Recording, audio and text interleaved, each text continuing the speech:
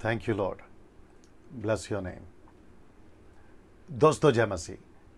प्रभु यीशु के नाम से फिर एक बार आप सभी का मैं स्वागत करता हूं बाइबल स्टडी रेवलेशन की किताब पर, जो आपके बीच में एक अद्भुत विषय पर आज हम बात करने पर हैं। दोस्तों, प्रकाशित वाक्य 22वें अध्याय पे हम बात करने पर हैं और मैं समझता हूं कि इस अध्ययन का या इस स्टडी का जो 8 दिन से लगातार चल रहा है, इसका खूब फायदा आप लोगों को हो रहा है और इसकी जानकारी मुझ तक पहुंच रही है फ़ोन और मैसेज के माध्यम से। ना दोस्तों, जल्दी से जो कुछ चीज़ें हैं आपके बीच में रखना चाह रहा हूं। सबसे पहले आवाज़ ठीक से पहुंच रही है वो बता दें, विजुअल अभी तक क्लियर है वो बता दें, और साथ ही साथ दोस्तों मैं चाहता हूं कि जो कमेंट बॉक्स है उसको साफ रखें, मतलब अनवांटेड चीज़ ना डालें या क्वेश्चंस ना करें। आप जो भी करना है वो आप मुझे कॉल करके जो है बात कर सकते हैं, जिसकी जानकारी मैं आपको पहले से देते आ रहा हूँ ना। साथ ही साथ जो फेसबुक पर अभी देख रहे हैं और आप मेरे मित्र या पेज को लाइक नहीं किए हैं, या फिर आप जो हैं जैसे तैसे आप कनेक्ट हुए हैं, फ्रेंड रिक्वेस्ट मुझे काफ़ी आ रहे हैं, वो ना भेजें। आप पेज को लाइक करें तो ऑटोमेटिकली आप मेरे साथ में जुड़ जाओगे ना। और साथ ही साथ जो यूट्यूब पे अभी देख रहे हैं उनके लिए भी थोड़ी सी जो है जानकारी मैं देना चाहता हूँ। वो जानकारी यह है कि अगर आप मुझे अभी सुन रहे हैं और आपने चैनल को, मेरे यानी डैनियल राज के चैनल को आपने अभी तक सब्सक्राइब नहीं किया है तो वो भी कर लें। वो इसलिए क्योंकि मैं बहुत सारे टॉपिक्स पे बात करता हूँ और आपको ये भी याद दिला दूँ कि मेरा एक ऐसा चैनल यानी कि डैनियल राज का चैनल जो यूट्यूब पे चलता है, मैं उससे पैसे नहीं कमाता। जी दोस्तों, आपने ठीक सुना, मेरा लिंकअप नहीं है यूट्यूब के अकाउंट से किसी भी प्रकार से, और वो इसलिए मैं करता हूं क्योंकि मुफ्त में दिया है, प्रभु कहता है मिला है तो मुफ्त में देना है। उस कॉन्टेक्स्ट को लेकर या कॉन्सेप्ट को लेकर मैं चल रहा हूं, ये बात आपको मैं बताना चाह रहा हूं ना। दोस्तों, मैं समझता हूं कि 80,000 प्लस सब्सक्राइबर्स यूट्यूब के हो चुके हैं और मैं उन सभी के लिए धन्यवाद देता हूं। और साथ ही साथ मैं अपनी रिस्पॉन्सिबिलिटी समझता हूं, फैन ऑन कर लो, मैं अपनी रिस्पॉन्सिबिलिटी समझता हूं कि उन सभी को सिखाना है, सही वचन सिखाना है और प्रभु के साथ में उन्हें जोड़ना है। मकसद यही है। प्रभु के साथ में जोड़ने से मेरा मतलब है प्रभु के प्रेम में और प्रभु के काम में। ये दो चीज़ को लेकर चलना बहुत ज़रूरी है। टीचिंग द राइट टीचिंग या शिक्षा की शिक्षा जो है मैं लेके चलता हूँ ना। फेसबुक वालों से थोड़ा बात कर लेता हूँ, और आप सभी जो बड़ी तादाद में देखते हैं, मैं चाहता हूँ कि एक और चीज़ आप कर लें। आप वॉच पार्टी करते हैं, शेयर करते हैं, लेकिन साथ ही साथ मुझे कुछ लोगों ने कहा है जो ऐसा करते भी हैं और मुझे बड़ा अच्छा लगा, मैंने उनको धन्यवाद भी दिया। आप लोग क्या कर सकते हैं कि इस वीडियो को जब ये अपलोड हो जाता है तो आप अपने पेज से इसको जो है प्ले करके जो है प्ले कर सकते हैं, सुना सकते हैं या पेज पे शेयर कर सकते हैं। मैं रिपीट करता हूँ, अपने पेज पे शेयर कर सकते हैं, और ताकि वो लोग जो हैं देख सके जितने भी आपके पेज से जुड़े हुए लोग हैं, और उससे क्या होगा कि बड़ी तादाद में ये जो बातें हैं उन तक पहुँची जा सकती है। चलिए दोस्तों, अब यहाँ से मैं शुरू करूँगा, लेकिन एक चीज़, जी सब ठीक है, या वही बता रहा था ना। एक चीज़ दोस्तों, 20वां चैप्टर आज चल रहा है और सिर्फ आज इस 20वें चैप्टर पे ही बात करूँगा, 20वें अध्याय पे। वो इसलिए क्योंकि जब मैं इसकी स्टडी कर रहा था और जब पॉइंट्स बना रहा था या स्लाइड्स को तैयार कर रहा था जो मैं आपको दिखाता हूँ, तो मुझे एहसास हुआ कि ये 20वां अध्याय में इतना कुछ है आपको सिखाने के लिए, मुझे सीखने के लिए, आपको सीखने के लिए। तो मैंने सोचा कि अगर मैं 21वां और 22वां अध्याय अगर आज लेता हूं तो इसमें से बहुत सारे पॉइंट्स वो छूट जाएंगे। तो जिसके चलते मुझे आप सभी को ये कहना पड़ रहा है, जी मुझे कहना पड़ रहा है कि कल यानी कि मंडे, टुमारो मंडे, सोमवार, इसकी जो बाकी चैप्टर्स बचे हैं 21 और 22वां अध्याय, मैं उसको मंडे को जो है पूरा करूंगा। तो अब आप इसको अच्छी खबर समझे या जैसा ठीक समझे वो आपके ऊपर है, लेकिन मुझे 21वां और 22वां अध्याय आज समाप्त नहीं कर पाऊंगा, मुझे इसको कल समाप्त करना होगा। लेकिन आज 20वां अध्याय आपके बीच में रखने जा रहा हूं। तो ये पहला 7 दिन का था, फिर हो गया 9 दिन, फिर अब जब होने जा रहा है 10 दिन। तो इसका मतलब है कि 10 दिन का ये बाइबल स्टडी हो जाएगा आप सभी के लिए। सो आप जितने लोग जुड़े हैं, 600 लोग मुझे बताया जा रहा है, आप 600 लोग अभी ऑनलाइन हो गए हैं। आप सभी का बहुत बहुत स्वागत है। वापस कहता हूं कि आज सिर्फ 20वां अध्याय है। कल मंडे 21 और 22वां अध्याय पूरा करूंगा, यानी कि आज समाप्त नहीं हो रहा है, ये कल समाप्त हो रहा है, ठीक है ना। चलिए दोस्तों, अब यहां से आगे बढ़ूंगा क्योंकि बहुत अद्भुत है, बहुत इंटरेस्टिंग टॉपिक ये होने जा रहा है, या ये चैप्टर होने जा रहा है। यूट्यूब वालों, आपको भी कहना चाहता हूं, बिल्कुल आप जिस कंट्री से सुन रहे हैं या जिस राष्ट्र से आप सुन रहे हैं, भारत से तो काफ़ी लोग सुन रहे हैं, 29 राज्य से, जिसमें मुंबई है, पूना है, नागपुर है, गुजरात है, पंजाब है, कर्नाटका है, और साथ ही साथ में आपका रांची है, झारखंड है, क्या कहते हैं, छत्तीसगढ़ है, भिलाई है, नेपाल है, फिर पड़ोसी मुल्क पाकिस्तान है, वहाँ से भी काफ़ी मुझे रिस्पॉन्स आ रहे हैं, फिर फिजी है, ऑस्ट्रेलिया है, यूके है, इटली है, अभी मुझे कॉल्स भी आ रहे हैं मिडिल ईस्ट से, अरब कंट्री से, तो वहाँ से भी लोग देख रहे हैं। मैं उन सभी का धन्यवाद देता हूँ। आप जिस किसी भी रिस्पेक्टिव नेशन से देख रहे हैं, परमेश्वर आपको खूब आशीष दे, देखते रहें और यीशु के नज़दीक आएँ, यही मेरा मकसद है आप सभी के बीच में आने का। ना दोस्तों, जल्दी से अब यहाँ से मैं आगे बढ़ रहा हूँ।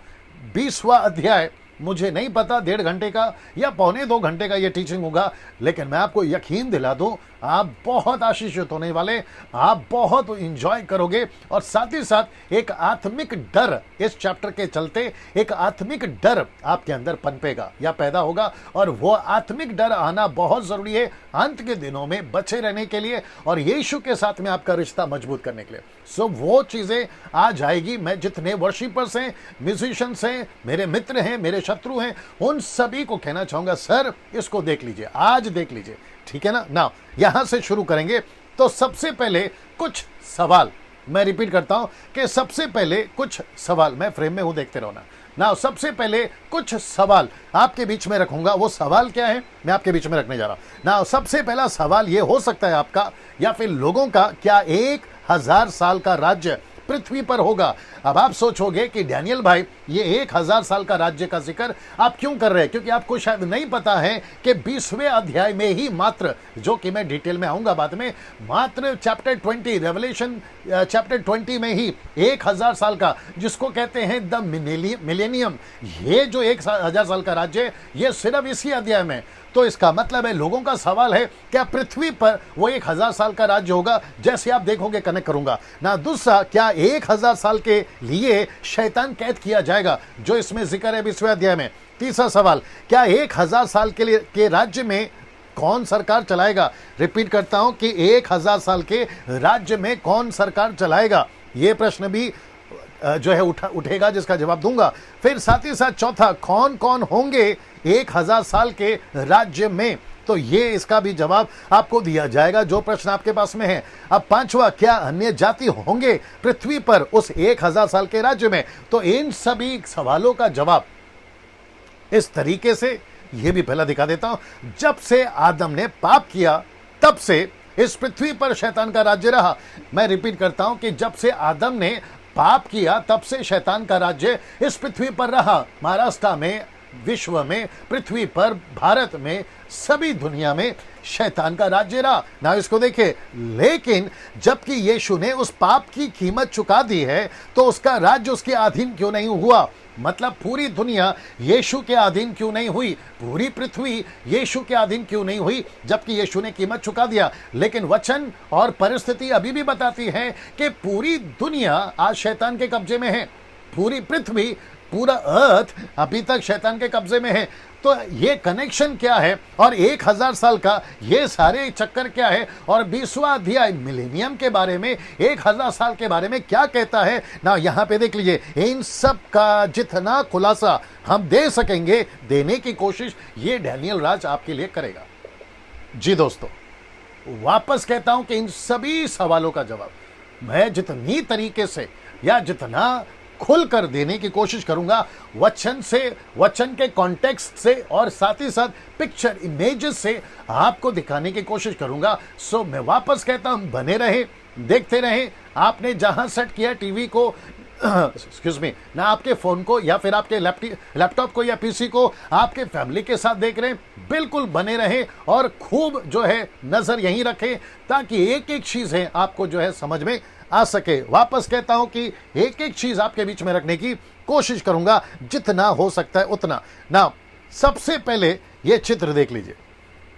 जी दोस्तों, ये चित्र बताता है कि पृथ्वी पे अकॉर्डिंग टू चैप्टर 19 पृथ्वी पे अब ये दो क्रीचर्स, एक है एंटी क्राइस्ट और दूसरा है फॉल्स प्रॉफिट, ये पृथ्वी पे नहीं है। इन सब को एक ऐसे झील में जिसको कहते हैं सेकेंड डेथ, दूसरी मृत्यु, उसमें ऑलरेडी इनको डाल दिया गया है। तो इसका मतलब है कि पृथ्वी पे अब ये दोनों नहीं है। आप लोग जो डे बाय डे या जो भी आप लोग देखते आ रहे थे तो आपको पता चल गया होगा कि ये पृथ्वी पे नहीं है, क्योंकि चैप्टर 19 में मैं इसका खुलासा कर चुका हूं। नाउ अब यहां से जैसे एंटी क्राइस्ट और फॉल्स प्रॉफिट पृथ्वी पर नहीं है, मैं बता चुका हूं, ये देख लीजिएगा। नाउ अब यहां से प्रकाशित वाक्य, गेट रेडी, आपको पढ़ना है प्रकाशित वाक्य 20वां अध्याय वचन 1 से 3 पहला पढ़ लेते हैं। मेरी लड़की पढ़ेगी सलोमी, उसके बाद में आगे बढ़ते हैं। नाउ आइए सुनते हैं जी। फिर मैंने एक स्वर्गदूत को स्वर्ग से उतरते, आपको इंग्लिश में बोलना है। The book of Revelation chapter 20 verse 1। फिर मैंने एक स्वर्गदूत को स्वर्ग से उतरते देखा, जिसके हाथ में अथाह कुंड की कुंजी और एक बड़ी जंजीर थी। उसने उस अजगर अर्थात पुराने सांप को, जो इब्लिस और शैतान है, पकड़ के 1000 वर्ष के लिए बांध दिया और उसे अथाह कुंड में डालकर बंद कर दिया और उस पर मुहर लगा दी कि वह 1000 वर्ष के पूरे होने तक जाति जाति के लोगों को फिर न भरमाए। इसके बाद अवश्य है कि वह थोड़ी देर के लिए फिर खोला जाए। ओके, वापस पढ़िए। फिर मैंने एक स्वर्गदूत को स्वर्ग से उतरते देखा, जिसके हाथ में अथाह कुंड की कुंजी और एक बड़ी जंजीर थी। उसने उस अजगर अर्थात पुराने सांप को, जो इब्लिस और शैतान है, पकड़ के 1000 वर्ष के लिए बांध दिया और उसे अथाह कुंड में डालकर बंद कर दिया और उस पर मुहर लगा दी कि वह 1000 वर्ष के लिए पूरे होने तक जाति जाति के लोगों को फिर न भरमाए। उसके बाद अवश्य है कि वह थोड़ी देर के लिए फिर खोला जाए। ओके, नाउ दोस्तों, आपने जैसा सुना अभी, मैं चाहता हूं कि इसके ऊपर आपको थोड़ा सा फोकस करना है। नाउ सबसे पहले आप कुछ चीजों को यहां पे मैं रख देता हूं, जितने भी लाल कलर में, ये जानबूझ के किए हैं ताकि आपका ध्यान इसके ऊपर जाए। लिखा है कि फिर मैंने एक स्वर्गदूत को स्वर्ग से उतरते देखा, जिसके हाथ में अथाह कुंड की कुंजी है। उतरते देखा और हाथ में अथाह कुंड की कुंजी है। इसका मतलब है कि ये जो एक्टिविटीज हो रही है या हलचल हो रहा है, ये पृथ्वी पे हो रहा है। ये बात पहले साबित हो गई। फिर लिखता है कि एक बड़ी जंजीर थी। इसका मतलब है, उसके हाथ में, मैं पिक्चर दिखाऊंगा, एक जंजीर थी और उसने उस अजगर को, अजगर अर्थात पुराने सांप, ये देखिए, जब कभी भी पुराना सांप का जिक्र बाइबल करती है तो ये सीधा अदन के बगीचे में ले जाता है, जहां से मानव जाति बिगड़ी है और जिसमें सबसे ज्यादा हाथ इस व्यक्ति का है, जिसको कहते हैं पुराना सांप, यानी कि ड्रैगन, अजगर। ना सांप को, और जो इब्लीस और शैतान है, पकड़ के 1000 वर्ष के लिए बांध दिया और उसे अथाह कुंड में डाल दिया। इसका मतलब है कि 1000 वर्ष के लिए बांध दिया और लिखता है कि अथाह कुंड में डाल दिया। आपको चैप्टर 9 याद होगा, जहां पे अथाह कुंड पे कुछ लोगों को बंदी रखा था और वहीं से खोल दिया था। इसको भी वहीं डाला जाएगा और लिखा है कि 1000 साल के लिए वहां रहेगा। अब जरा ध्यान से सुनिएगा, लिखा है कि बंद कर दिया और उस पर मोहर कर दी। मोहर का मतलब है अब इसको कोई ओपन नहीं कर सकता, अब इसको कोई खोल नहीं सकता। फिर लिखा है कि वह 1000 वर्ष के पूरे होने तक, लिखा है कि 1000 वर्ष के पूरे होने तक जाति जाति के लोगों को फिर ना भरमाएगा। मतलब वो जाति जाति को, हिंदू, मुस्लिम, सिख, ईसाई, बुद्धिस्ट, पारसी, यहूदी, आप दुनिया के, अमेरिका, अफ्रीका, जापानीज, दुनिया के किसी भी नेशन के जाति के लोगों, उनको वो फिर 1000 साल के लिए ना भरमाएगा। ना अभी सुनिए, इसके बाद अवश्य है कि थोड़ी देर के लिए फिर खोला जाएगा। ये देख रहे हैं आप, थोड़ी देर। ये मुझे आपको बताने दीजिए कि ये जो शब्द है ना, थोड़ी देर, ये खुद अपने आप में एक रहस्य है। लेकिन जब हम बात करते हैं 1000 साल के लिए, तो 1000 साल को ही गिनना पड़ेगा। ये थोड़ी देर के लिए खोल दिया जाएगा। इसका दो मतलब होता है कि थोड़ी देर के लिए फिर खोला जाएगा। मतलब ये कुछ समय के लिए खोला जाएगा और फिर उसके बाद में ये वापस अनंत काल के लिए आग की झील में डाला जाएगा। आपको इसको भी समझा देता हूं, जैसा तैसा मैं आपके बीच में खुलासा करूंगा। ना ये चित्र देख लीजिए। इसका पहला पीछे जाना पड़ेगा। ना इसको मैं आपको फिर से दिखा देता हूं दोस्तों जी, आपको डिटेल पे दिखा देता हूं। ना ये चित्र देख लीजिए, ये चित्र देख लीजिए। ये है बड़ी जंजीर जिसका हमने जिक्र किया था और फिर ऐसा करके इसको अथाह कुंड में डाल दिया जाएगा। ये देख रहे हैं आप, अथाह कुंड में डाल दिया जाएगा। ना दोस्तों, ये चित्र आपको देखने से एहसास होता है कि ये जो वचन है ये पूरा हो गया। 1000 साल के लिए ये स्वर्गदूत ने उसको बांध दिया और फिर बताता है कि 1000 साल के लिए अथाह कुंड में ये चित्र ऐसा ही लूसीफर दिखता है। इसकी कोई गारंटी डैनियल राज नहीं दे रहा, लेकिन क्योंकि ड्रैगन कहाँ है बाइबल के अंदर, मैंने वापस कहा है कि अपोक्लिप्टिक है, मतलब दृश्य है, चिन्ह है, सिंबॉलिक है, तो उसके चलते जो है ये आपको समझना बहुत जरूरी होगा ना। 20 का 4 वचन पढ़ते हैं, लिखा है कि फिर मैंने सिंहासन देखे और उन पर लोग बैठ गए और उनको न्याय करने का अधिकार दिया गया। ना ये जो शब्द है आपको इसको समझना होगा। लिखा है कि मैंने सिंहासन देखे और उन पर लोग बैठ गए और उनको न्याय करने का अधिकार दिया गया। यह सिंहासन और यह लोग और अधिकार क्या बताता है आपके बीच में रखूंगा। उनकी आत्माओं को भी देखा जिनके सिर यीशु की गवाही देने और परमेश्वर के वचन के कारण काटे गए थे, और जिन्होंने, लिखा है कि उस पशु की और उनकी मूर्ति की पूजा ना की थी, ना उस पशु की और ना उसकी मूर्ति की पूजा की थी, नहीं की थी, और ना उसकी छाप अपने माथे पर और ना हाथों पर ली थी। वे जीवित होकर मसीह के साथ, शब्द देख लीजिए, मसीह के साथ 1000 वर्ष तक राज्य करते रहेंगे। मैं आपके बीच में रखूंगा। मैंने इसलिए शुरू में कहा था, क्या वाकई में पृथ्वी पर 1000 साल होगा, द मिलेनियम? इसकी चर्चा भी मैं करूंगा ना। सबसे पहले बात करते हैं सिंहासन की। ये वाला वचन, ये देख रहे हैं, ये वाला वचन, सिंहासन। ये सिंहासन क्या है मैं आपके बीच में बताने जा रहा हूं। अभी तक कितने लोग देख रहे हैं? अच्छा, जो आपने रखा वही है। चलिए ना, कम से कम 1100 लोग अभी देख रहे हैं, 1100 लोग। फेसबुक लाइव की बात कर रहा हूं, यूट्यूब पे तो देखते ही हैं आप लोग ना। वो सभियों को मैं कहना चाहता हूं, सर बिल्कुल भी आपके फोन को छोड़ के नहीं जाना। आपका लैपटॉप, आपका फोन, आपका टीवी, जैसा आपने कनेक्ट किया, बिल्कुल नहीं जाना, किसी चीज से डिस्टर्ब नहीं होना, बिल्कुल शांतिपूर्वक, क्योंकि शैतान लाख कोशिश करेगा आज का ये चैप्टर आप ना सुने, वो लाख कोशिश करेगा, लेकिन आपको परमेश्वर की आवाज सुनना है। ये डैनियल राज नहीं है जो आपसे बात कर रहा है, ये डैनियल राज का सिर्फ शरीर और मुंह है, लेकिन वचन जीवित है, वो यीशु का है। इसके लिए आपको मैं बोल रहा हूं ना। सबसे पहले बात करते हैं सिंहासन कौन है ना। शब्द पे ध्यान देना है, एक एक शब्द पे ध्यान देना है। इंग्लिश में इसको कहते हैं थ्रोन्स। इसका मतलब है ये सिंगुलर नहीं है, ये प्लूरल है। इसका मतलब है एक वचन नहीं है, ये बहुवचन है, प्लूरल, ये बहुवचन है ना। फिर कहता है पहला कुरिन्थियों उसका 6 का 2 से 3 तक में। आइए सुनते हैं यहां पर क्या लिखा है। मैंने डाला है। क्या तुम नहीं जानते कि पवित्र लोग, ये शब्द देखिए, क्या तुम नहीं जानते कि पवित्र लोग जगत का न्याय करेंगे? सो जब तुम्हें जगत का न्याय करना है, ये देख रहे हैं, तुम जगत का न्याय करोगे, और जब तुम्हें जगत का न्याय करना है, और फिर कहता है तो क्या छोटे से छोटे झगड़ों का भी निर्णय नहीं कर सकते? कॉन्टेक्स्ट यह है कि वह झगड़ा चल रहा था कुरिन्थ के कलीसिया में, उसको पौलुस क्लियर कर रहा है। कहते कहते एक ऐसा रहस्य बोल गया। तो मुझे ऐसा लगता है कि उन दिनों में जब टीचिंग्स होती थी तो 1000 साल का टीचिंग भी होता था। आजकल नहीं पता कि उतनी तादाद पे होता है नहीं होता, लेकिन पौलुस के टीचिंग में, पतरस के टीचिंग में, दानियल के टीचिंग में, द बुक ऑफ दानियल, उसकी टीचिंग में मिलेनियम 1000 साल का जिक्र होता था। इसका चर्चा मैं अभी और करूंगा। सो क्या तुम नहीं जानते कि हम स्वर्गदूतों का न्याय करेंगे? तो कौन से स्वर्गदूत? फॉलन एंजल्स, गिरे हुए स्वर्गदूत का न्याय करेंगे। तो क्या संसारिक बातों का निर्णय ना करे? मैं वापस आता हूं आपको यहां पर लेकर, ये देख लीजिए जी जी ना। मैं वापस आपके बीच में रखने जा रहा हूं। तो यहां पे सिंहासन को इंग्लिश में आप कोई भी इंग्लिश वर्जन निकाल लीजिए, वो चाहे द मैसेज हो, वो चाहे केजीवी हो, वो चाहे एनआईवी हो, वो चाहे जॉन वाइक्लिफ हो, जो भी ट्रांसलेशन हो, आपको वहां पे थ्रोन्स मिलेगा। तो इसका मतलब है कि स्वर्ग में एक है सिंहासन, एक है सफेद सिंहासन, एक है नया यरूशलेम, और यह भी दिखता है साथ में जहां लिखा है कि सिंहासन, थ्रोन्स। ये सिंगुलर नहीं है, ये प्लूरल है।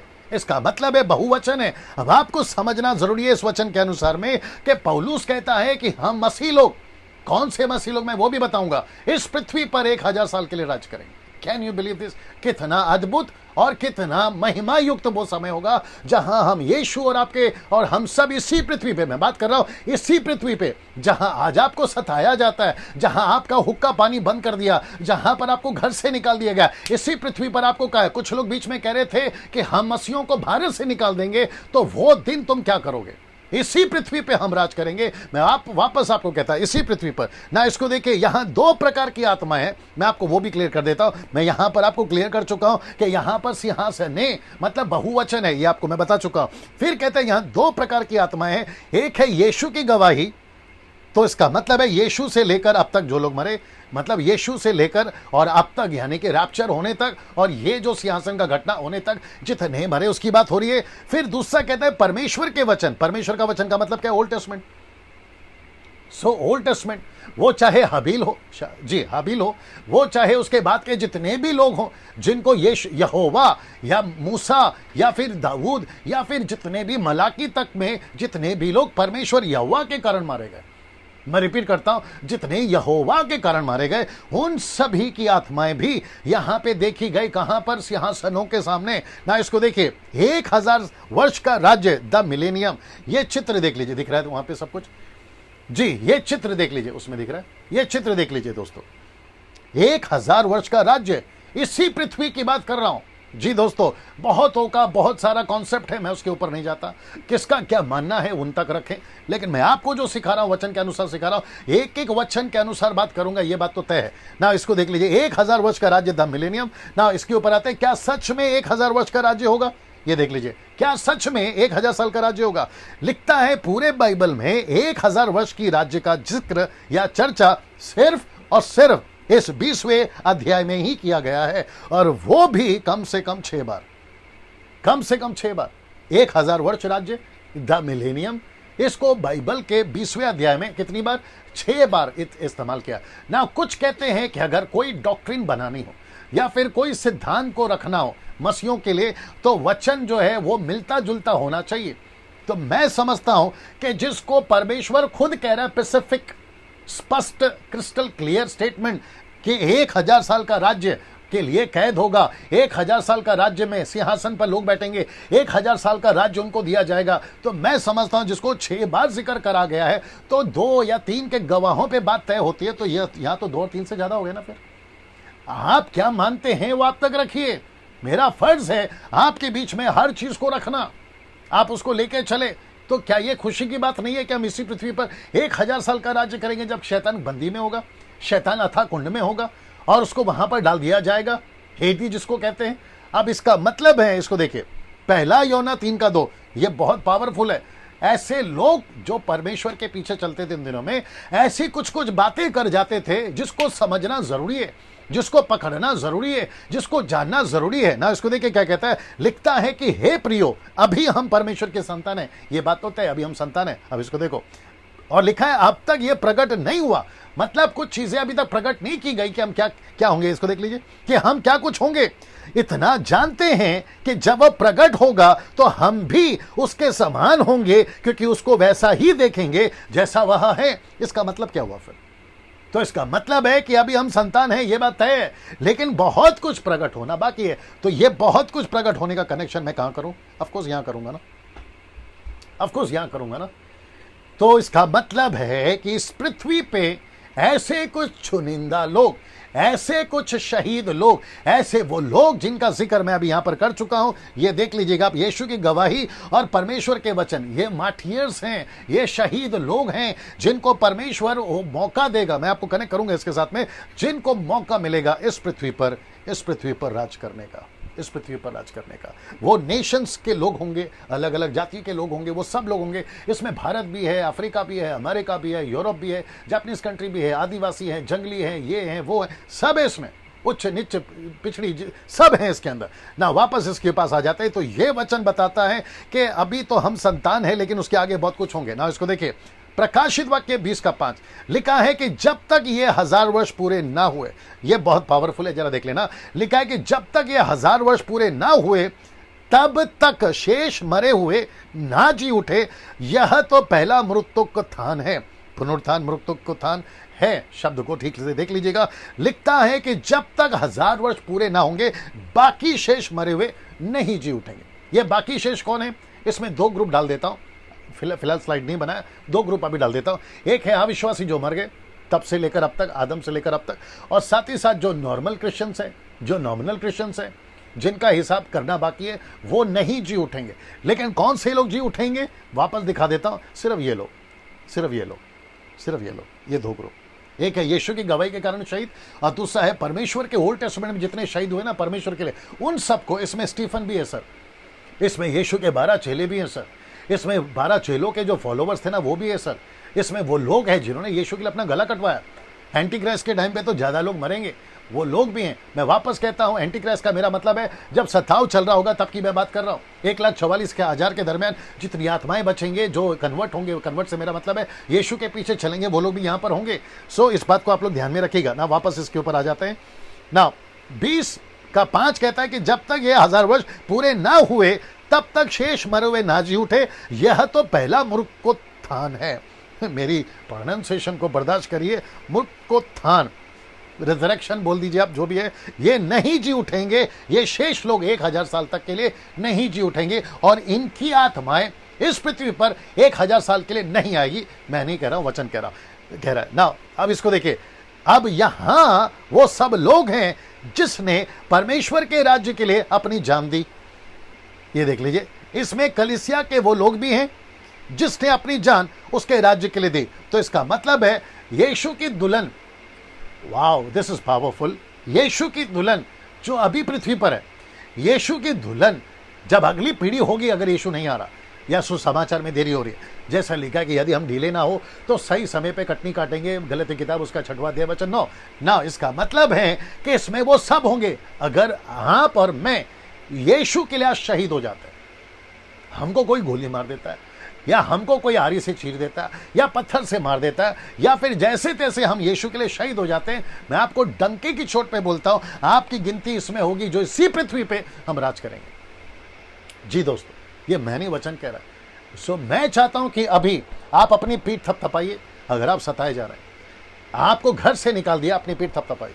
आपको आपके पति सता रहे हैं, पत्नी सता रही है, माँ बाप सता रहे हैं, बच्चे सता रहे हैं, पड़ोसी सता रहा, पास्टर सता रहा, चर्च के मेंबर पास्टर को सता रहे हैं, ऐसा जो भी सताओ आप झेल रहे हैं, खुद को शाबाशी दीजिए, क्योंकि यीशु मसीह आपको मिलेनियम में 1000 वर्ष के राज्य में आपको इसी पृथ्वी पर राज्य देने जा रहा है। Can you believe this? आप नीचे आमेन, प्रेज द लॉर्ड, जैसा ठीक लगे आप वैसी अपनी प्रतिक्रिया दे सकते हैं ताकि परमेश्वर के नाम की महिमा हो। कितनी खुशी की बात है, इसलिए मैंने कहा था पोस्ट में डालकर आज का मैसेज मिस नहीं करना। अभी तो बहुत कुछ बाकी है, अभी तो पर्दा भी नहीं उठाया, अभी तो अंदर जाना बाकी है ना। ये सारी चीजें आपके बीच में रख दिया ना। प्रकाशित वाक्य 20:6 लिखा है कि धन्य और पवित्र है जो इस पहले पुनरुत्थान का भागी है। ऐसों पर दूसरी मृत्यु का कुछ भी अधिकार नहीं, पर वे परमेश्वर और मसीह के याजक होंगे और उसके साथ 1000 वर्ष तक राज्य करेंगे। अब ये जो नीचे लाल में लिखा है ना, ये तो झूठ नहीं हो सकता। कुछ लोग कहते हैं, विचित्र लोग हैं, ये भी है, गुस्सा भी आता है। कुछ लोग कहते हैं कि 1000 साल का राज्य हो चुका, कुछ लोग कहते हैं कि 1000 साल का राज्य अभी चल रहा है, यानी कलीसिया चला रही है। तो अगर कलीसिया चला रही है तो लूसीफर कैसे पृथ्वी पर? अगर 1000 साल का राज्य हो गया है तो फिर इसका मतलब है कि ये वाला बात नहीं होना चाहिए। ये सारा कनेक्शन नहीं बैठता है। तो इसका मतलब है जैसा लिखा है, पौलुस कहता है, अगर मैं गलत नहीं हूं, 1 कुरिन्थियों 4:6 कहता है कि लिखे हुए से आगे मत जाओ। जैसा लिखा है ना, मैं बीच में प्रचार कर रहा था ना अभी इसी सीरीज में, मैं कह रहा था कि खुद बाइबल बात करे वो काफी है। कौन क्या बात करता है वो इंपॉर्टेंट नहीं है। आप मेरे प्रीचिंग में आपने एक चीज नोट करी होगी, मैं बकवास की चीजें नहीं करता। उसने क्या बोला, इसने क्या बोला, यहां क्या लिखा है, वहां क्या लिखा है, मैं ऐसी बकवास की चीजें नहीं करता। मैं आपको सिर्फ और सिर्फ वचन से जोड़ता हूं, कॉन्टेक्स्ट से जोड़ता हूं, दैट्स इट। तो मैं वापस कहता हूं कि जो लिखा है हम उसी को लेके चले। बाकी किसने कितनी किताबें लिखी, किसका क्या एक्सपीरियंस है, किसने क्या सीखा, वो सीनियर है तो उसने ऐसा बोला, ये जूनियर, अरे क्या लगा के रखा भाई, सीनियर जूनियर वचन एक ही है ना सर। वो जूनियर बोले सीनियर बोले, वचन तो वचन होता है ना। ये बात को आपको समझना बहुत जरूरी है। तो लिखा है कि 1000 वर्ष का राज्य, अगर ये लिखा है तो ये सच है ना। इसको देखिए, या गेट रेडी नाउ। हेज़ेकियेल की किताब उसका 20:27 से 29 तक में ये जितने स्क्रिप्चर्स हैं, मैं चाहता हूं कि पहले आप सुन लीजिए, मेरी लड़की पढ़ेगी, उसके बाद में मैं बात करता हूं। आइए सुनते हैं जी। The book of Ezekiel chapter 20 verse 27 to 29। हे मनुष्य के संतान, तू इज़राइल के घराने से कह, प्रभु यहोवा यह कहता है, तुम्हारे पुरखाओं ने इसमें भी मेरी निंदा की कि उन्होंने मुझसे विश्वासघात किया, क्योंकि जब मैंने उनको उस देश में पहुंचाया जिसे उन्हें देने की शपथ मैंने उनसे खाई थी, तब वे हर एक ऊंचे टीले और हर एक घने वृक्ष और दृष्टि करके वही अपने मेल बलि चढ़ाने लगे और वही रीस दिलाने वाली अपनी भेंटें चढ़ाने लगे और वही अपना सुखदायक सुगंध द्रव्य जलाने लगे और वही अपने तपावन देने लगे। तब मैंने उनसे पूछा, जिस ऊंचे स्थान को तुम लोग जाते हो उससे क्या प्रयोजन है? इसी से उसका नाम आज तक बामा कहलाता है। ओके नाउ दूसरा रेडी कर लीजिए। यशायाह की किताब 19 का 25 आपको ये भी पढ़वा देते हैं। The book of Isaiah chapter 19 verse 25। आइए उसको भी सुनते हैं। आपने ये पढ़ लिया, मैं रिक्वेस्ट करता हूँ आप अपने घर पे भी रखिए या पढ़ लीजिएगा, आपको बाकी क्लियर हो जाएगा। मैं ये रेफरेंसेस क्रॉस रेफरेंसेस क्यों दे रहा हूँ, ताकि ओल्ड टेस्टामेंट में कौन सा कनेक्शन किसके साथ जुड़ा है मैं ये बताने की कोशिश कर रहा हूँ। ऐसे बहुत सारे स्क्रिप्चर्स मिले, मैंने सब नहीं डाला। इसको पढ़ लेते हैं, आइज़ाया 19:25 जी। क्योंकि सेनाओं का यहोवा उन तीनों को यह कहकर आशीष देगा, धन्य हो मेरी प्रजा मिस्र और मेरा रचा हुआ अशुर और मेरा नीच भाग इज़राइल। हाँ, तो इसका मतलब है कि कॉन्टेक्स्ट यह है कि ये सब आपस में मिलेंगे, ये सब आपस में एक साथ रहेंगे, ये उसका कॉन्टेक्स्ट है। एक्ट चैप्टर 1:16 पतरस ने और बाकी 11 या 120 लोगों ने आपस में मिलके यीशु से पूछा, इज़राइल को राज्य कब फेरोगे, 1000 साल का राज्य वापस कब आएगा। ये उसकी बात हो रही है। ये देखते क्या लिखता है जी। अर्थात उन्होंने the book of Acts chapter 1 verse 6 अर्थात उन्होंने इकट्ठे होकर उससे पूछा, हे प्रभु, क्या तू इसी समय इज़राइल को राजा फेर देगा।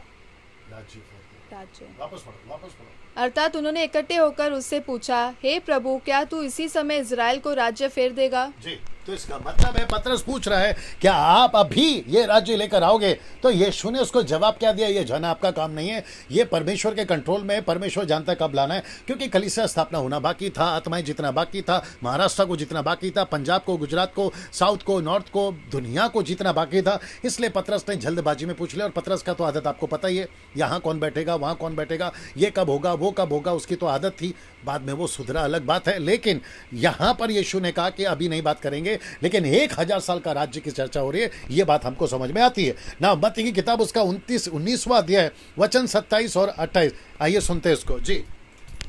The book of Matthew chapter 19 verse 27 and 28। जी। इस पर पतरस ने उससे कहा, देख, हम तो सब कुछ छोड़ के तेरे पीछे हो लिए हैं, तो हमें क्या मिलेगा। यीशु ने उनसे कहा, मैं तुमसे सच कहता हूँ कि नई सृष्टि में जब मनुष्य का पुत्र अपनी महिमा के सिंहासन पर बैठेगा, तो तुम भी मेरे पीछे हो लिए हो 12 सिंहासनों पर बैठकर इज़राइल के 12 गोत्रों का न्याय करोगे।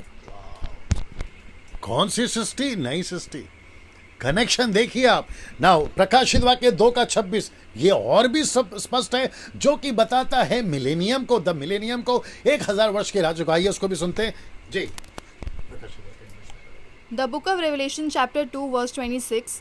जो जय पाए और मेरे कामों के अनुसार अंत तक करता रहे, मैं उसे जाति जाति के लोगों पर अधिकार दूंगा। ये जाति जाति के लोगों पर अधिकार कब देगा। ये बात हो रही है प्रकाशित वाक्य की पुस्तक की 2 अध्याय की 7 कलीसियाओं को मैसेज जा रहा है। तो इसका मतलब है यीशु कनेक्ट कर रहे हैं 1000 साल के राज्य से।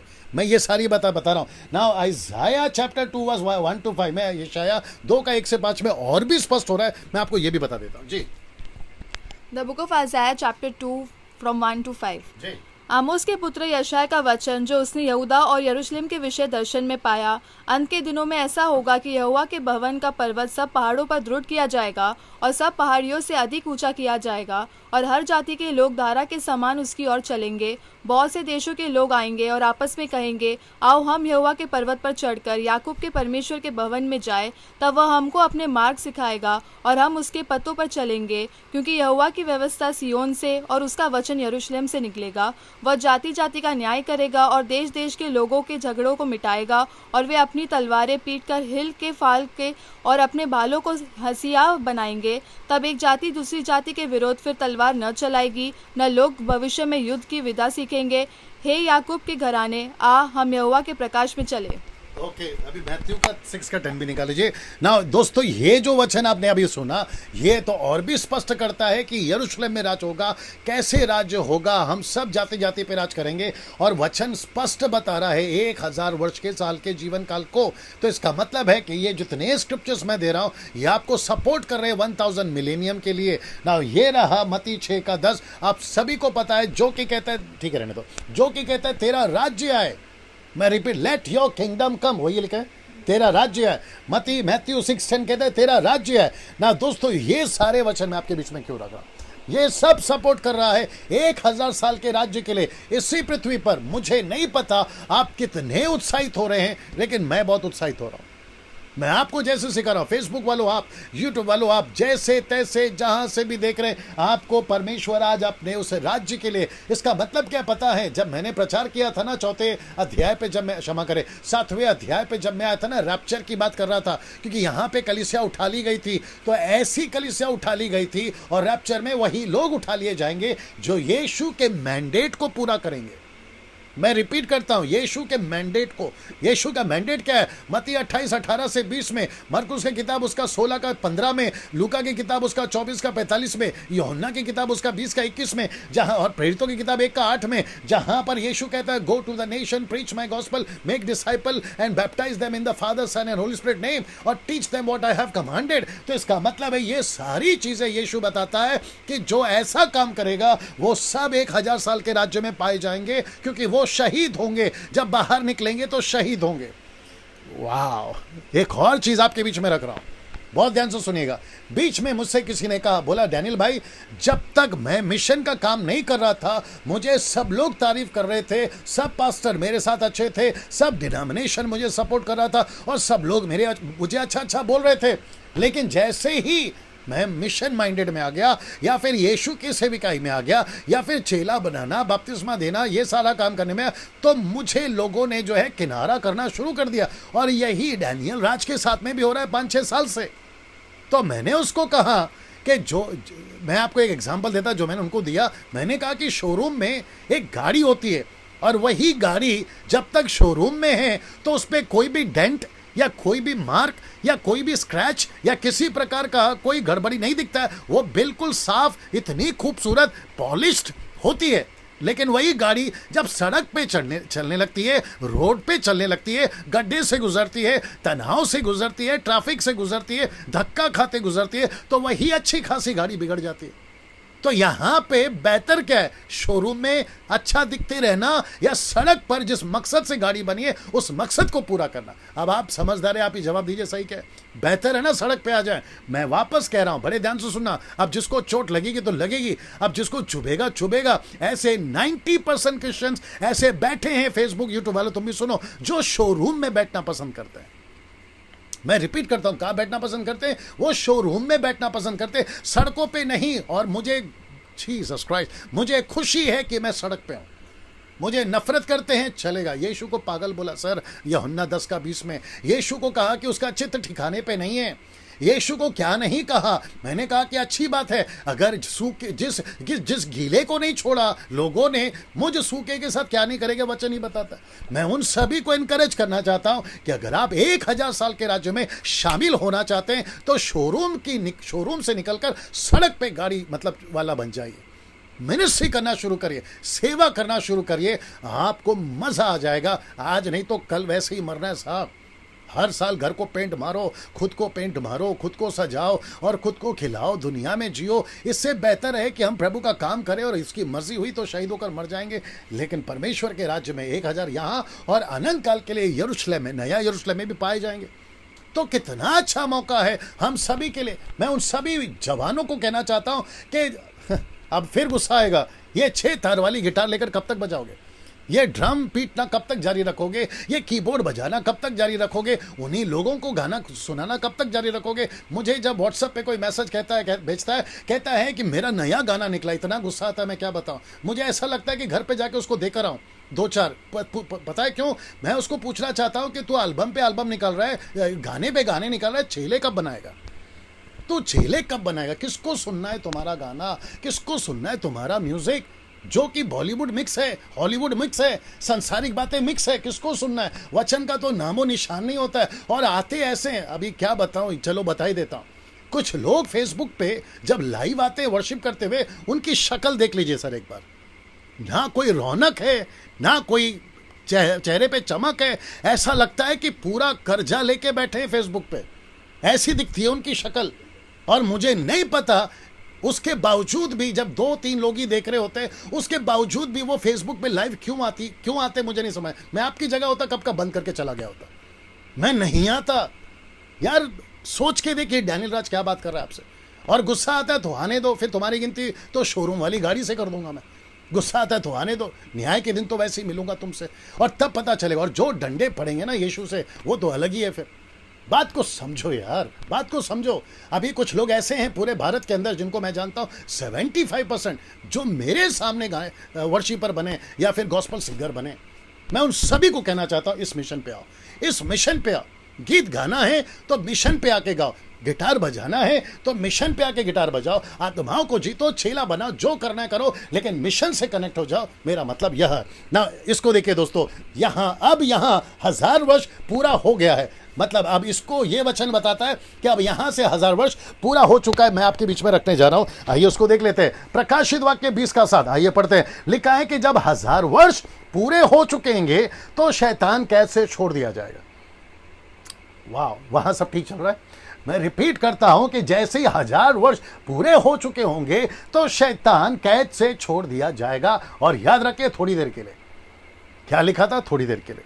अब प्रकाशित वाक्य 20 का 8 लिखता है, उन जातियों को जो पृथ्वी के चारों ओर होगी, अर्थात गोग और मगोग। Get ready. लिखा है गोग और मगोग, ये 2 जातियां, मैं इसको पढ़वाऊंगा। लिखता है कि जिनकी गिनती समंदर के बालू के बराबर होगी। ये कहां से? याद है ना, आपको शुरू में कहा था कि पृथ्वी पर क्या अन्य जाति होंगे, 1000 साल का राज्य होगा। उसका जवाब तो आपको मिलते जा रहा होगा। मैं स्पेसिफिकली दिखा के तो नहीं दिखा रहा हूं, लेकिन आपको जवाब मिलते जा रहा होगा। लिखता है, देखो 20 का 8 लिखता है, ये आपके बीच में रख रहा हूं। लिखता है कि गिनती में समुद्र के बालों के बराबर होगी। लिखता है कि बर्मा कर लड़ाई के लिए इकट्ठा करने को निकलेंगे, पृथ्वी को बर्मा कर इकट्ठा करेंगे, और वे, लिखा है, सारी पृथ्वी पर फैल जाएगी। मैं चित्र दिखाऊंगा आपको। और फिर कहता है, पवित्र लोगों की छावनी और प्रिय नगर को घेर लेंगी, और आग स्वर्ग से उतरकर उन्हें भस्म करेगी। मैं आपको अभी पिक्चर दिखाने जा रहा हूं। आई थिंक लाइट बंद करना पड़ेगा, देख लीजिए, इसको भी बंद करना पड़ेगा, ठीक है ना। मैं वापस कहता हूं कि लिखा है नगर को घेर लेगी। कौन सा नगर? यरूशलेम। कौन सा नगर? सियोन का पहाड़। कौन सा नगर? इजराइल। उसको घेर लेगी ना। ये देखिए, ये लोग कहां से आए? अच्छा, पहले उसको क्लियर कर लेते हैं। ये लोग कहां से आए? प्रश्न है, ये लोग कहां से आए? तो हेzekiel की किताब, उसका 38 चैप्टर एंड 39 चैप्टर कुछ पढ़वाऊंगा, क्योंकि बहुत लंबा चैप्टर है। आपको सिर्फ बताने, इन 2 अध्यायों में इनका जिक्र है। किसका? इनका, ये 2 जातियों का। मैं वापस कहता हूं, ओल्ड टेस्टमेंट में बहुत कुछ लिखा है प्रकाशित वाक्य से कनेक्ट होने वाला। मेरे साथ में बने रहें और एंजॉय कीजिए। आइए थोड़ा सा पढ़ते हैं जी, बोल के पढ़ें। The book of Ezekiel chapter 38 verse 1। फिर यहोवा का यह वचन मेरे पास पहुंचा, हे मनुष्य के संतान, अपना मुंह मगोग देश के गोग की ओर करके, जो शेष, मशेक और तबूल का प्रधान है, उसके विरुद्ध भविष्यवाणी कर, और यह कह, हे गोग, हे रोश, हे मशेक और तबूल के प्रधान, परमेश्वर यहोवा यह कहता है, देख, मैं तेरे विरुद्ध हूँ। मैं तुझे घुमा ले आऊँगा और तेरे जबड़ों में आंकड़े डालकर तुझे निकालूंगा, और तेरी सारी सेना को भी, अर्थात घोड़ों को और सवारों और जो सबके सब कच्छ पहने हुए एक बड़ी भीड़ है, वो और फिर डाल दिए हुए, और सबके सब तलवार चलाने वाले होंगे, और उनके संग फारस, कुश और पुत को, जो सबके सब ढाल लिए और टोप लगाए होंगे, और गमोर और उसके सारे दलों, और उत्तर दिशा के दूर दूर देशों के तोगमार घराने और उसके सारे दलों को निकालूंगा। तेरे संग बहुत से देशों के लोग होंगे, इसलिए तू तैयार हो जा। तू और जितनी भीड़ तेरे पास इकट्ठी हो तैयार रहना, और तू उनको अगुआ बनना। बहुत दिनों के बीतने पर तेरी सूधी ली जाएगी, और अंत के वर्षों में तू उस देश में आएगा जो तलवार के वश से छुटा हुआ होगा, और जिसके निवासी बहुत सी जातियां में से इकट्ठे होंगे। अर्थात तू इजराइल के पहाड़ों पर आएगा तो निरंतर उजाड़ रहे, परंतु वे देश देश के लोगों के वश में जुड़ाए जाकर सबके सब निडर रहेंगे। तू चढ़ाई करेगा और आदि के समान आएगा, और अपने सारे दलों और बहुत देशों के लोगों समेत मेघ के समान देश पर छा जाएगा। बस छा जाएगा ना। दोस्तों, आपने अभी सुना, यहाँ पे ये है the book of Ezekiel chapter 38 and chapter 39।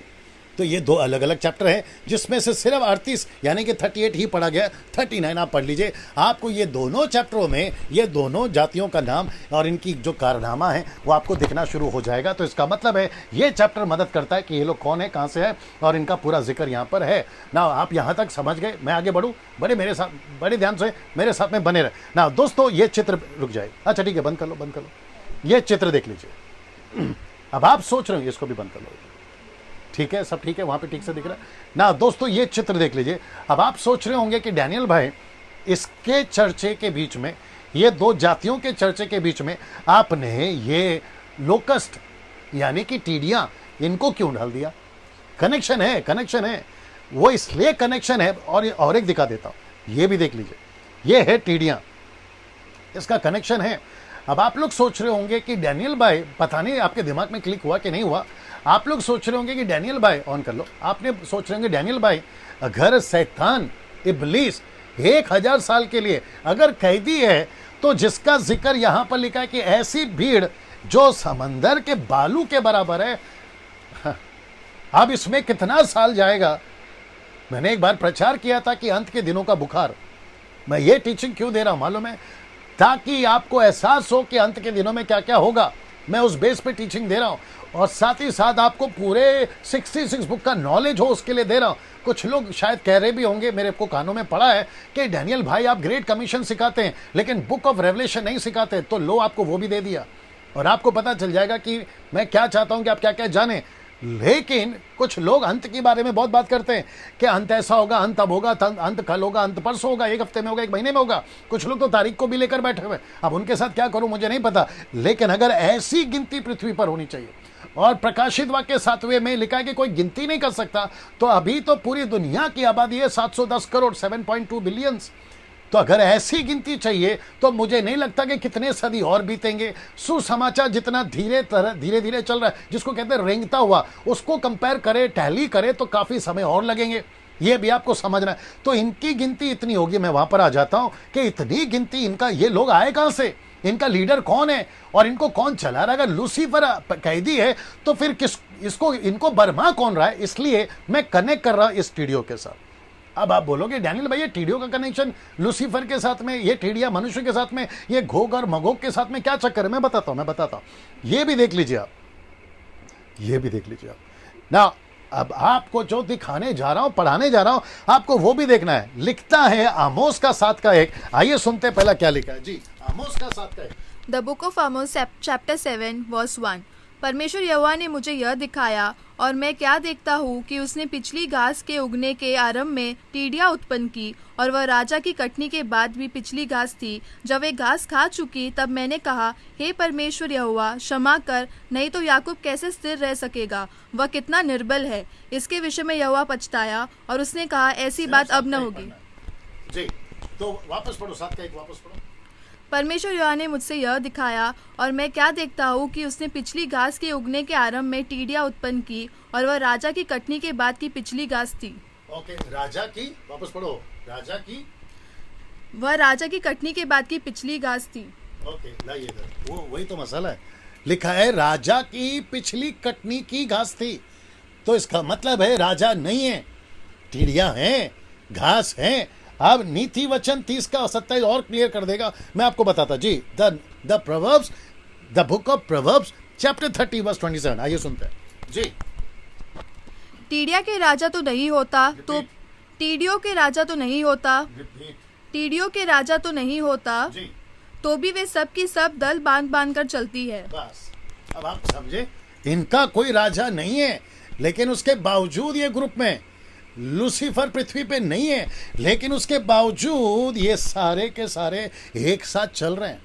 Connection यहां पर है। अगर आप समझ गए होंगे तो इसका मतलब है कि लूसीफर हो या ना हो, ऐसे कोई टीडियां हैं पृथ्वी पे। आ जाता हूं इसके ऊपर जल्दी से। ऐसे कुछ टीडियां हैं पृथ्वी पे जिनको राजा की जरूरत नहीं है, जिनको लूसीफर की जरूरत नहीं है, जिनको इन टीडियों को किसी लीडर की जरूरत नहीं है। मैं आपको यह वचन से बता चुका हूं 30 का 27 में कि टीडियों के राजा तो नहीं होते, लेकिन फिर भी वो ग्रुप में चलती हैं। तो इसका मतलब है कि लूसीफर पृथ्वी पर नहीं है, उसके बावजूद भी, माफ करें ये वाला, उसके बावजूद भी ये सब के सब ग्रुप में चले। अब आप सोचो, ये ग्रुप इंतजार कर रहा था कब 1000 साल होगा। मैं चित्र दिखा रहा हूं आपको। ये 1000 साल के राज्य में ये सारे के सारे इंतजार कर रहे होंगे, जिसका जिक्र यहां पर ऑलरेडी मैं कर चुका हूं। कहां गया? हाँ, ये सब वचनों में नहीं, कहां गया जी, ये वाले वचनों में मैं कर चुका हूं। ये गोग और मगोग कौन है मैं आपको बता चुका हूं ना। इसको देखिए दोस्तों ना, प्रकाशित वाक्य 20 का 9 कहता है, वे सारी पृथ्वी पर फैल जाएंगी, पवित्र लोगों की छावनी और प्रिय नगर को घेर लेंगी, और लिखा है कि आग स्वर्ग से उतरकर उन्हें भस्म करेगी। ना लाइट्स का देख लो जल्दी से। लिखा है कि आग पृथ्वी पर उतरकर उनको भस्म करेगी। मैं चित्र दिखा रहा था, लाइट इसलिए बंद करवाता हूं ताकि आपका पूरा फोकस इसके ऊपर हो गया। रेडी, बंद करो जी। ये चित्र देख लीजिए दोस्तों, ये रहा आपका पवित्र नगर, ये रहा पवित्र नगर, ये है सियोन, ये है यरूशलेम, ये है इज़राइल, जहां पे परमेश्वर 1000 साल के लिए अपने लोगों को, ये मात्र चित्र है आपको समझाने के लिए, एग्जैक्टली ऐसा इसकी कोई गारंटी मैं नहीं दे रहा हूं, लेकिन इसका मतलब है कि यहां पर ये सारे लोग, ये आप देख रहे हैं, ये सारे लोग इस वचन, लाइट रहने दो थोड़ी, मतलब बंद रखो ना, इसको देख लीजिए। इस वचन के मुताबिक लिखा है गिनती में समंदर के बालू के बराबर। फिर कहता है कहां गया, फिर कहता है, ये देखो, ये कहता है कि सारी पृथ्वी पर फैल जाएंगी, पवित्र लोगों की छावनी प्रिय नगर को घेर लेंगी। और लिखा है कि फिर आग, ये देख रहे हैं आग, देखा ना, ये देख रहे हैं आप, आपको समझाने के लिए पिक्चर का मैंने सहारा लिया है। पूरी पृथ्वी पर आग गिरेगी और उनको भस्म कर देगी। अभी लाइट ऑन कर लो, उनको भस्म कर देगी, लिखा है उनको भस्म कर देगी। सब ठीक है अभी तक ना? वापस आते हैं इसके ऊपर, प्रकाशित वाक्य 20 का 10 माफ करें। लिखा है कि उनका बर माने वाला शैतान, नहीं लाइट वापस बंद करना पड़ेगा। लिखा है कि अभी नहीं जब मैं बोलूंगा, लिखा है कि उनका बर माने वाला शैतान, लिखा है कि आग और गंधक की उस झील में, मैं आपको दिखाऊंगा झील भी, लिखा है कि जिसमें वह पशु और झूठा भविष्यवक्ता भी होगा, लिखा है डाल दिया जाएगा। ये लाल देख लो, लिखा है वे रात दिन युगानुयुग पीड़ा में तड़पते रहेंगे। मात्रा का गड़बड़ हो सकता है, हिंदी का गड़बड़ हो सकता है, लेकिन आप मकसद को समझिए, ठीक है ना? इस वचन के अनुसार जो है, बंद करो, इस वचन के अनुसार सब कुछ जो है डाल दिया जाएगा। ये चित्र देख लीजिए आप जी। मैं आपको जितना समझा सक रहा हूं मैं उतना समझा पा रहा हूं। ये है आपका ड्रैगन, ये है आपका एंटी क्राइस्ट, और ये है आपका झूठा भविष्यवक्ता, और ये है मिकाइल स्वर्गदूत, माइकल एंजल, माइकल एंजल, जो भी आप बोलना चाहें या जो भी स्वर्गदूत बोलना चाहें। ऐसी आग की झील में पिक्चर को मदद करने के लिए डालता हूं, आपको समझा सकूं, इसलिए ये ऐसा दृश्य उस वक्त में होगा ना। दोस्तों वापस से आपको ये पढ़वा देता हूं, रहने दो, मैं वापस से पढ़वा देता हूं। लिखा है कि उनका बरमाने वाला शैतान आग की गंधक की झील में डाल दिया जाएगा, पशु और झूठा भविष्यवक्ता भी होगा, डाल दिया जाएगा। लेकिन ये इंटरेस्टिंग है, इसलिए मैंने लाल में रखा। लिखा है कि रात दिन उनको चैन नहीं मिलेगा। कुछ लोग कहते हैं कि नरक में दुष्ट आत्माएं हैं जो इंसानों को टॉर्चर करती हैं। अब ये कहीं तो आप लोगों ने भी पढ़ा होगा, कई दूसरे किताबों में, बाइबल में नहीं। वो कहते हैं कि दुष्ट आत्माएं नरक में होंगी। बीच में मैंने न्यूज़ में भी देखा था, वहां पे कुछ दुष्ट आत्माएं हैं जो टॉर्चर करेंगी इंसानों को, तेल में, कढ़ाई में, आरी से, पत्थर से, कैसे तैसे करके टॉर्चर करेंगी। तो वो सब गलत है, ऐसी धारणा गलत है, ऐसा कॉन्सेप्ट गलत है। मैं ये आपको डंके की चोट पे बोलता हूं। क्यों?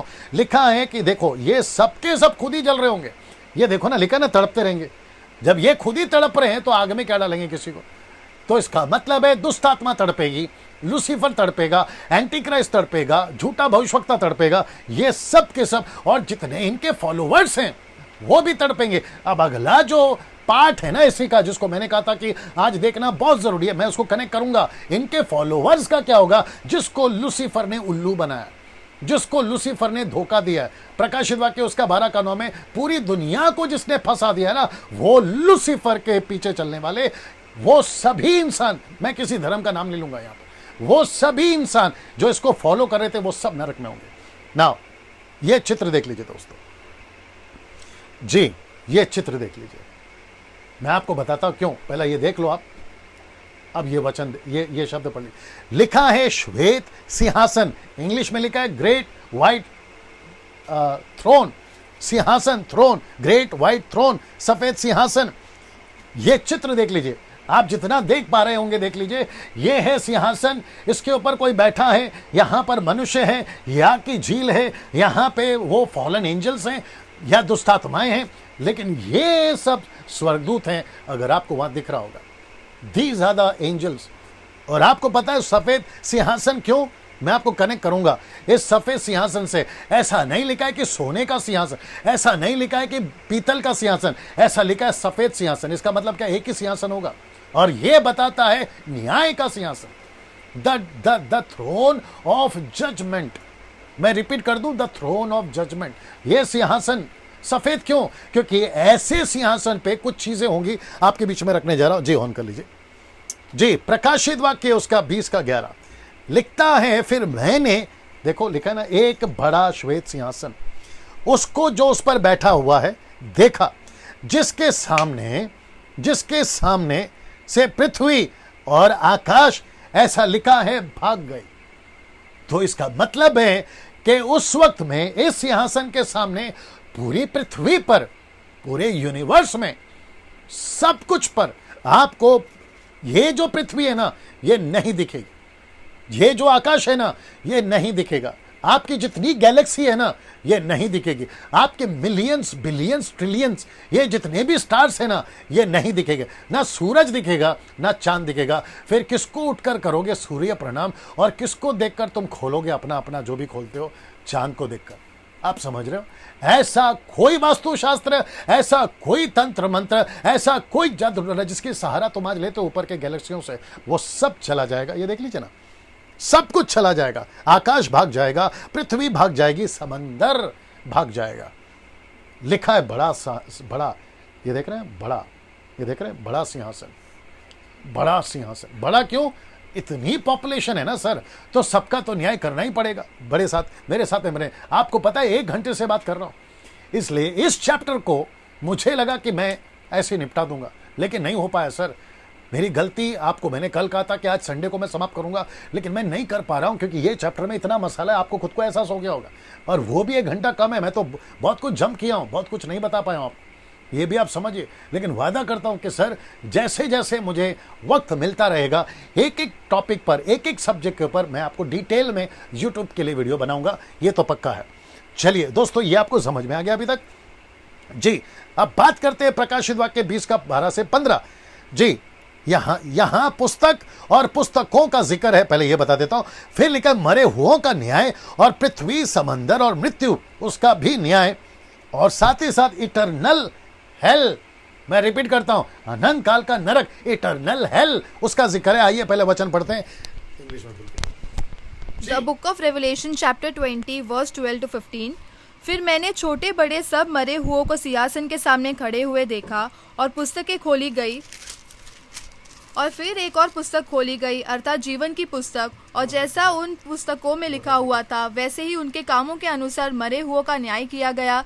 समुद्र ने उन मरे हुओं को जो उनमें थे दे दिया, और मृत्यु और अधोलोक ने उन मरे हुओं को जो उनमें थे दे दिया, और उनमें से हर एक के कामों के अनुसार उनका न्याय किया गया।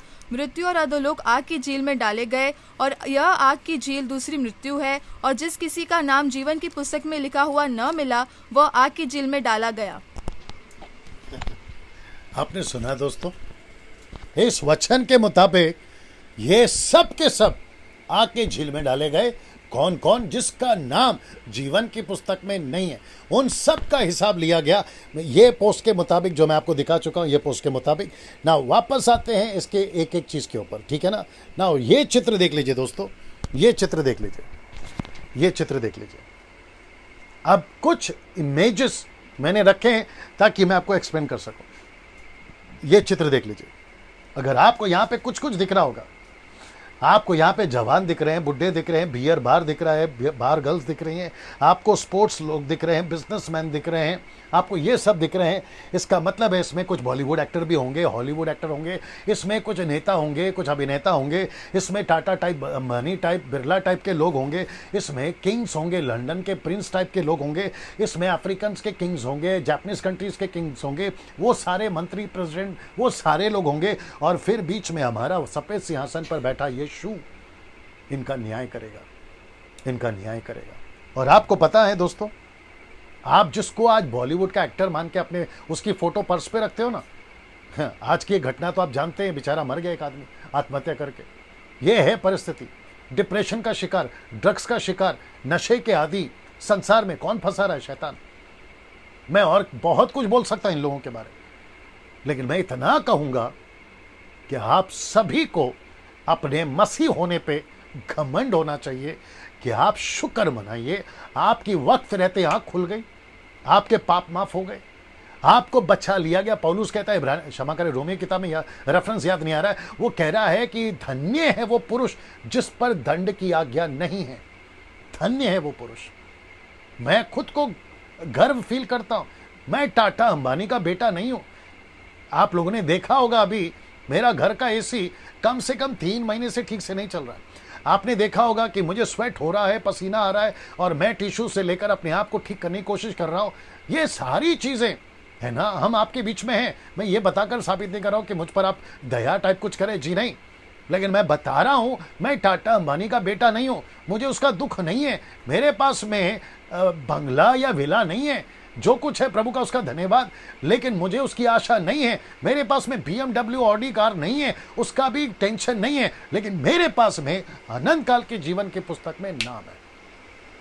मुझे इसका खुशी है, मुझे इसका घमंड है। और मैं चाहता हूं कि ऐसे लोग जो यहां, मैं एक वचन बताऊंगा आपको मती का, ऐसे लोग जो यहां खड़े हैं ना, जिनके पास में ऑडी है, BMW है, इनके पास में घर है, गाड़ी है, बंगला है, प्रॉपर्टी है, सब कुछ है, लेकिन इनके पास में जीवन की पुस्तक में नाम नहीं है। इनसे क्या कहते हैं, दुर्भाग्य व्यक्ति, अनफॉर्चुनेट, दुर्भाग्य व्यक्ति इस पृथ्वी पर कौन हो सकता है, आप ही बताइए। जिनके पास में यीशु नहीं है, जिनके पास में यीशु है, जिनके पास कुछ नहीं है, कुछ ना होकर उनके पास सब कुछ है। सीधे इसका मतलब है दोस्तों, एसीटी कर लो, इसका मतलब है दोस्तों, हम सभी को समझना जरूरी है कि आप सब कुछ दुनिया को पाले। मैं वचन बता देता हूं, चलिए साथ ही साथ ये भी देख लीजिए, पुस्तक और पुस्तकें, बुक एंड बुक्स, एक है सिंगुलर और दूसरा है प्लूरल। एक है पुस्तकें और एक है पुस्तक। ये रहा सिंहासन और ये रहा कोई ऐसा आदमी जिसका जीवन की पुस्तक में नाम नहीं है, और इनका न्याय हो रहा है। देख रहे हैं आप लोग, इनका न्याय हो रहा है ना। ये वचन देख लेते हैं। प्रकाशित वाक्य 20:15 लिखा है कि जिस किसी का नाम जीवन की पुस्तक में लिखा हुआ नाम मिला, वह आग की झील में डाला गया। 20:15 जी दोस्तों, ये कहता है कि जिसका भी नाम जीवन की पुस्तक में नहीं मिला, वह आग की झील में डाला जाएगा। मैं वापस यहां पर आता हूं जी। तो मेरा प्रश्न यहां है, अगर मसीह देख रहा है अभी, तो आपका तो नाम है, आप बच गए, आपको सलूट है। लेकिन अगर ऐसा कोई देख रहा है जो इसलिए देख रहा है कि वो मेरी गलती ढूंढे, वो इसलिए देख रहा है ये क्रिश्चियन वाला बंदा बोल कह रहा है, वो इसलिए देख रहा है ये ईसाई लोग बोलते क्या है, मैं उसको अभी कहना चाहता हूं दोस्त कि तुम यहां पर, तुम्हारी माइंड सेटअप कैसी है मुझे नहीं मालूम, लेकिन तुमको एक दिन यहां खड़ा होना होगा। इस भीड़ में तुम कहीं ना कहीं होगे, और साथ ही साथ इस भीड़ में भी तुम कहीं ना कहीं होगे। मैं वापस आ रहा हूं, तुम यहां कहीं ना कहीं होगे, तो उस टाइम पे मैं भी यहीं कहीं होऊंगा। और आज की वीडियो परमेश्वर आपको रिपीट दिखाएगा कि बेटा, जब तू डैनियल राज की वीडियो देख रहा था यूट्यूब पे, फेसबुक पे, तब तूने मन क्यों नहीं फिराया, तब तूने उसका मजाक उड़ाया, तब तूने उसको गालियां दी, तब तूने उसको भला बुरा बोला, या मुझ जैसों को तूने भला बुरा बोला। ऐसे टाइम पे बेटा तुझे याद आएगा आज का दिन। अगर अभी मन फिराता है तो तू तो बच गया, लेकिन अगर नहीं मन फिराता है, गई भैंस पानी में, मतलब गया तू काम से। मैं वापस कहता हूं, जितनी जल्दी हो सकता है सुधर जा। तुझे जो तेरा चर्च का पास्टर सिखाता है ना, वो इसलिए नहीं सिखाता क्योंकि उसको अपना धर्म या क्रिश्चियनिटी बढ़ाना, नहीं, तुझे यहां से बचाना। आज हम भी प्रचार क्यों करते हैं, तुझे यहां से बचाना। हम फेसबुक पर क्यों आकर बात करते हैं, मजाक है, कोई शौक चढ़ा है हमको, इसलिए करते हैं ताकि तुम जैसों का कल आए और तुम यहां से बच सको। नहीं तो हम भी अपने घर पे एंजॉय करते हुए, भजिया पाव पकौड़ा खाते हुए हम भी बैठे रहते हैं आराम से। क्या बात करते हो, यह आपको समझना जरूरी है कि तुम यहां से बचो। साथ ही साथ जितने विश्वासी अभी देख रहे हैं, मैं आप सभी को कहना चाहता हूं, सर बड़े ध्यान से समझिएगा, आपका परिश्रम व्यर्थ नहीं जाएगा, क्योंकि परमेश्वर एक एक व्यक्ति का न्याय करेगा। जो तुमको थप्पड़ मारते हैं खा लो, जो तुमको पत्थर मारते हैं खा लो, जो तुमको घर से निकालते निकल जाओ, जो तुमको टॉर्चर देते सह लो, क्योंकि एक दिन प्रभु इन सब का न्याय करेगा। अपनी पीठ थपथपा लीजिए अभी और सोच के देखिए परमेश्वर आपसे कैसे बात कर रहा है। इस लॉकडाउन के दरमियान, इस कोरोना वायरस के बीमारी के चारों तरफ जो चल रहा है, उसके दरमियान तुमको बिठा के रखा है ना जो घर में, ताकि तुम सीखो। और मुझ जैसों को 10 टक्कों को, जो अच्छे लोग प्रचार करते हैं ना, उनको भेज रहा है आपके पास में कि तुम ऐसी बातों को सीखो। आप ही बताइएगा कमेंट्स बॉक्स में, फेसबुक, यूट्यूब पे कैसा लग रहा है ये टीचिंग आपको, आप ही बताइएगा। कॉल करके भी बता सकते हैं, कोई दिक्कत नहीं है। तो वापस कहता हूं कि इन सभी जगहों पर ऐसे लोग होंगे जिन्होंने अपना जीवन प्रभु को नहीं दिया। मैं वापस कहता हूं, इसमें बॉलीवुड, हॉलीवुड, टॉलीवुड, नेता, अभिनेता सब है, सब ठीक है, इसमें सब है। एक और चीज आपको याद दिला दूं कि ये टीचिंग कल खत्म होगी, मंडे, क्योंकि 21वां और 22वां अध्याय मैं आज पूरा नहीं कर पाऊंगा, मैं कल पूरा करूंगा, क्योंकि बहुत सारा मसाला, आप समझ भी रहे होंगे कि कितना मसाला इसके अंदर है ना। वापस आपको ये चित्र दिखा देता हूं, बुक एंड बुक्स। ये वचन कहता है कि जिसका भी नाम जीवन की पुस्तक में नहीं है वो नरक में डाला जाएगा।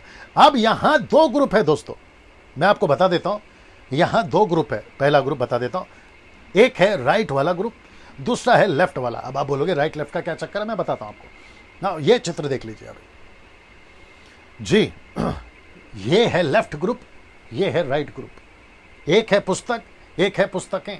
ये आपको समझ में आना बहुत जरूरी है ना। इस चित्र के मुताबिक और इस वचन के मुताबिक, आर यू रेडी? इस पुस्तक के मुताबिक मैं चाहता हूं कि कुछ वचन आपके बीच में रखो जो मेरी लड़की पढ़ेगी, सलोमी। आइए सुनते हैं, इंग्लिश में बोलते हैं जी। The book of Matthew chapter 25 verse 31 to 46।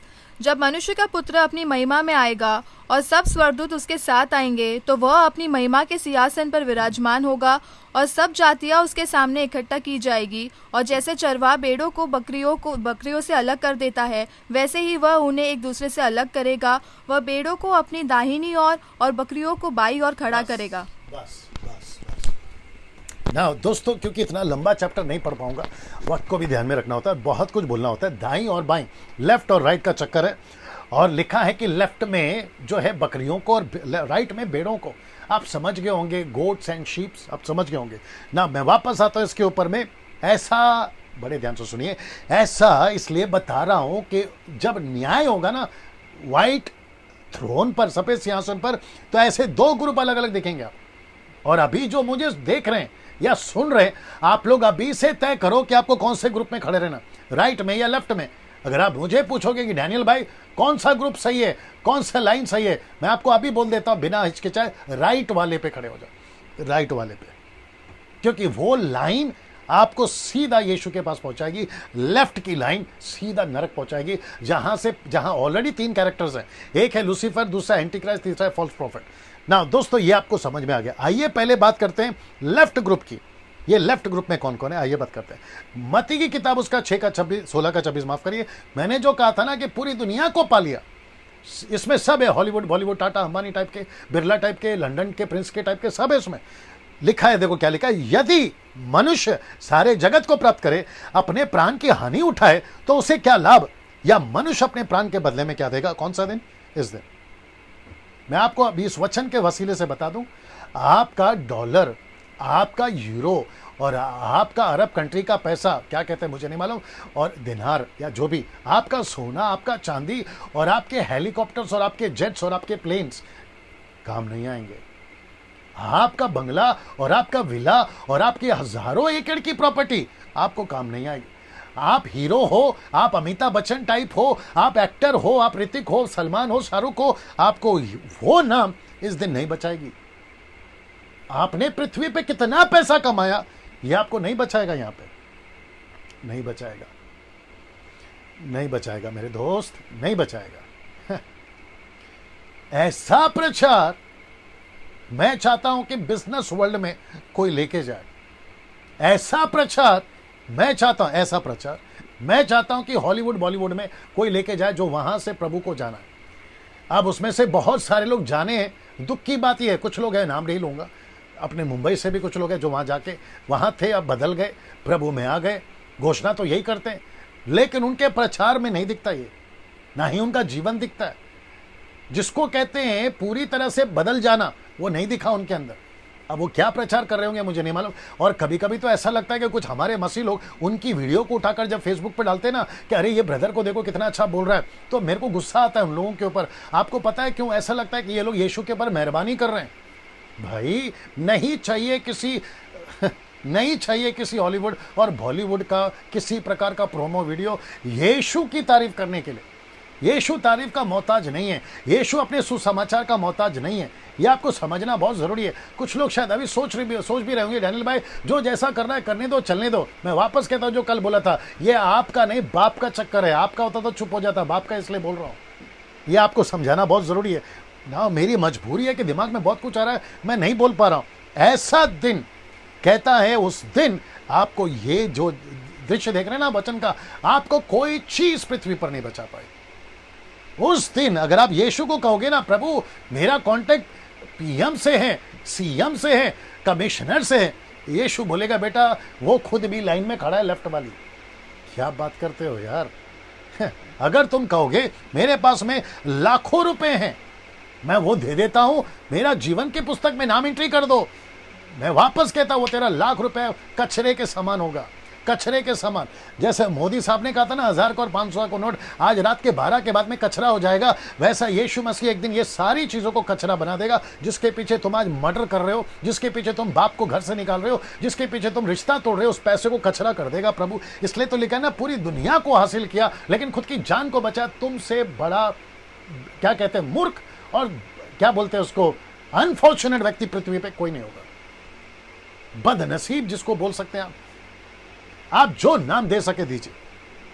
उस दिन सबको गुस्सा आएगा, मुझे तो आएगा ही आएगा, लेकिन आपको भी गुस्सा आएगा यार ये व्यक्ति। अभी मैं इसमें और किसको किसको जोड़ूं, इसमें आजकल बहुत सारे लोग अपनी अपनी डींगे मारते हैं। वो व्यक्ति कौन है जिसका मिलियंस में सब्सक्राइबर्स हैं, यूट्यूब पे आता है ना कोई जिसके मिलियंस सब्सक्राइबर्स हैं, कहते हैं ना, कोई दिक्कत नहीं, नाम बताओ उसका नाम क्या है, राजेश जी। एक व्यक्ति है यूट्यूब पे जिसके मिलियन सब्सक्राइबर्स है। मेरा लड़का बोल रहा था कि पापा इसको देखो, इसका नॉलेज इतना है, क्योंकि स्कूल जाना है, उसको स्टडी करना पड़ता है। उसके चक्कर में वो एक दिन जब देख रहा था तो बोला पापा इसके मिलियन सब्सक्राइबर्स है। मैंने तुरंत मेरे बेटे को बोला बेटा इसको पूरी दुनिया का नॉलेज है, लेकिन इस पागल को ये नॉलेज नहीं है, उसको ये नॉलेज नहीं। ऐसे कितने साइंटिस्ट जो चांद पे जा चुके हैं लेकिन उनको जीवन की पुस्तक में नाम हो उसका एहसास तक नहीं। ऐसे कितने लोग हैं लखपति करोड़पति। अगर मैं दो सदी माफ करें 2 पीढ़ी पीछे जाऊं, 18वीं सदी में जाऊं तो वहां राजा थे। अब कुछ राजाओं का नाम ले लेता हूं जिसमें से एक राजा का नाम है द ग्रेट किंग अलेक्जेंडर, मतलब बादशाह सिकंदर। पूरी दुनिया जीता लेकिन वो भी यहां लाइन पे रहेगा, वो इस लाइन पे रहेगा साहब। अब आप सोच के देखिए कितने संत, कितने महात्मा और पृथ्वी पे कितने गुरु और ना जाने कौन कौन आकर गए, वो सब लेफ्ट के लाइन पे पाए जाएंगे। मैं वापस कहता हूं कि जिस किसी का नाम जीवन की पुस्तक में नहीं होगा वो नरक जाएगा, %1,00,000 बता रहा हूं। ये वचन के वसीले से, ये वचन के वसीले से। इतना सुनने के बाद अगर आपका ज़मीर, आपका कॉन्शियस आपको जागने पे मजबूर नहीं कर रहा है और यहां पर जीवन की पुस्तक में आप अपना नाम नहीं डलवा रहे हो, तो तुमसे बेगैरत या जो भी बोलना चाहो वो इंसान मैंने पृथ्वी पे नहीं देखा, इस वचन के मुताबिक, इस वचन के मुताबिक। अब आप बात को समझिए, ये व्यक्ति क्या बोल रहा है। और इस लॉकडाउन के चलते ऐसी ऐसी बातें आपको सीखने मिल रही है, उसका खूब फायदा उठाए, खूब शेयर करिए इन वचनों को, वीडियोस को ना। इसको देखिए कौन कौन नरक जाएगा और क्या क्या इस लिस्ट में है, इस लिस्ट में है। मैं आपको बता रहा हूं, मूर्ति पूजा जिसको कहते हैं आइडल वर्शिप, ये सब कर रखिए। मूर्ति पूजा जिसको कहते हैं आइडल वर्शिप, फिर है व्यभिचार अडल्ट्री, फिर हत्या मर्डरर्स, ये सब आपको यहां पे मिलेंगे, ये सब आपको यहां मिलेंगे, ये सब आपको यहां मिलेंगे, ये सब आपको यहां मिलेंगे। मूर्ति पूजा, व्यभिचारी, मर्डरर्स, ये सब आपको यहां पे मिलेंगे। क्या तुम अभी उसमें हो तो तुम यहां हो, अगर तुम उसमें नहीं हो तो तुम यीशु के पास में हो, यीशु के पास में, माफ करिए वाला चित्र, यीशु के पास में ना। वापस बता देता हूं कौन कौन है ना, इसको देख लीजिए। एक है मूर्ति पूजक, व्यभिचार, हत्या, आइडल वर्शिप, अडल्ट्री, मर्डरर्स ना। इसको देखिए, चोरी, रॉबरी, नशा, ड्रग्स, गाली, बैड वर्ड्स, अपने से बड़ों का अनादर, माता पिता को नहीं पूछते, इज्जत नहीं करते, ऐसों को भी परमेश्वर कहता है कि बेटा तुम यहां पाओ जाओगे। भ्रष्टाचार, झूठ, लालच, गुस्सा, ये सब चल रहा है। अगर आप चले गए सरकारी काम के लिए बिना घूस दिए या भ्रष्टाचार के, आपका कोई काम ही नहीं हो रहा, ये सब पाए जाएंगे न्याय के दिन नरक में ना। इसको देखिए, आइए अब मैं क्योंकि इसकी लिस्ट और बढ़ा सकता था, कहते हैं ना समझदार को इशारा काफी है, आप इतना समझ जाए ना। अब बात करते हैं राइट वाले ग्रुप की, मतलब जो राइट में उस लाइन में, आइए उसकी भी बात करते हैं। क्या विश्वासी भी नरक जा सकता है? ये प्रश्न आज पोस्ट फेसबुक पे डाला था ना, उसका जवाब दे रहा हूं। एक व्यक्ति पता नहीं कौन सी बाइबल पढ़ता हो, वो कहता है कि आई डोंट थिंक सो। तो बेटा अगर तू देख रहा है तो एक शॉकिंग न्यूज है तेरे लिए। मैं फिर पूछता हूं, क्या विश्वासी नरक जा सकता है? आइए देखते क्या लिखा है। Big yes. वापस पढ़ देता हूं, क्या विश्वासी, इसका स्क्रीनशॉट ले लो, क्या विश्वासी भी नरक जा सकता है? आंसर क्या है? Big yes. मैं आपको बताता हूं, डैनियल भाई आप कैसे बोल सकते हो? तो फिर मैं फिर बोलूंगा ना, मैं कहां बोल रहा हूं भाई, बाइबल बोल रही है, मैं कहां बोल रहा हूं? ये तो वचन की बात हो रही है ना। इसको देखिए कैसे, सबसे बड़ा जवाब, ये देख लो कैसे, क्वेश्चन मार्क, सबसे बड़ा जवाब। ये देखो मत्ती का 7 का 21 से 23 में ना, इसको देखते हैं। लिखा है, जो मुझसे हे प्रभु कहता है, उनमें से हर एक स्वर्ग के राज्य में प्रवेश ना करेगा, परंतु वही, ये देखो लिखा है, परंतु वही जो मेरे स्वर्गीय पिता की इच्छा पर चलता है। पिता की इच्छा, याद रखना, यह रिपीट होगा, पिता की इच्छा पर चलता है, उस दिन बहुत तेरे मुझसे कहेंगे हे प्रभु। अविश्वासी हे प्रभु नहीं कहते ना, विश्वासियों की बात कर रहा हूं। अब उनका कैरेक्टर देखो, उनका कार्य देखो। लिखा है, क्या हमने तेरे नाम से भविष्यवाणी नहीं करी? तो भविष्यवक्ता है इसमें। फिर कहता है, तेरे नाम से दुष्टात्मा को नहीं निकाला, तो जिसको कहते हैं ना पावर मिनिस्ट्री, डिलीवरेंस मिनिस्ट्री, वो भी है यहां पर। और तेरे नाम से अचंभे के मुर्दे जिंदा किए साहब आपने तेल से, पानी से, रुमाल से, क्या क्या करके, पंजाब, गुजरात, साउथ वाले, समझ में आ रहा ना मैं क्या बात कर रहा हूं? आपने ये सब किए। तो प्रभु कहता है कि बेटा उस दिन तुम ये सब भूलोगे, हमने तुम्हारे नाम से ये सब किया। अब जवाब देखो, तब मैं उनसे खुलकर कह दूंगा। ये देखो लिखा ना, मैं मैं खुलकर कह दूंगा कि मैंने तुमको कभी नहीं, इंग्लिश वर्ड है बड़ा अच्छा लगता है, आई नेवर न्यू यू, मैं तुझे कभी जाना ही नहीं। आई नेवर न्यू यू मतलब मैंने तुझे कभी जाना ही नहीं। फिर मेरा प्रश्न है, दुष्टात्मा किसके नाम से निकाल रहे थे?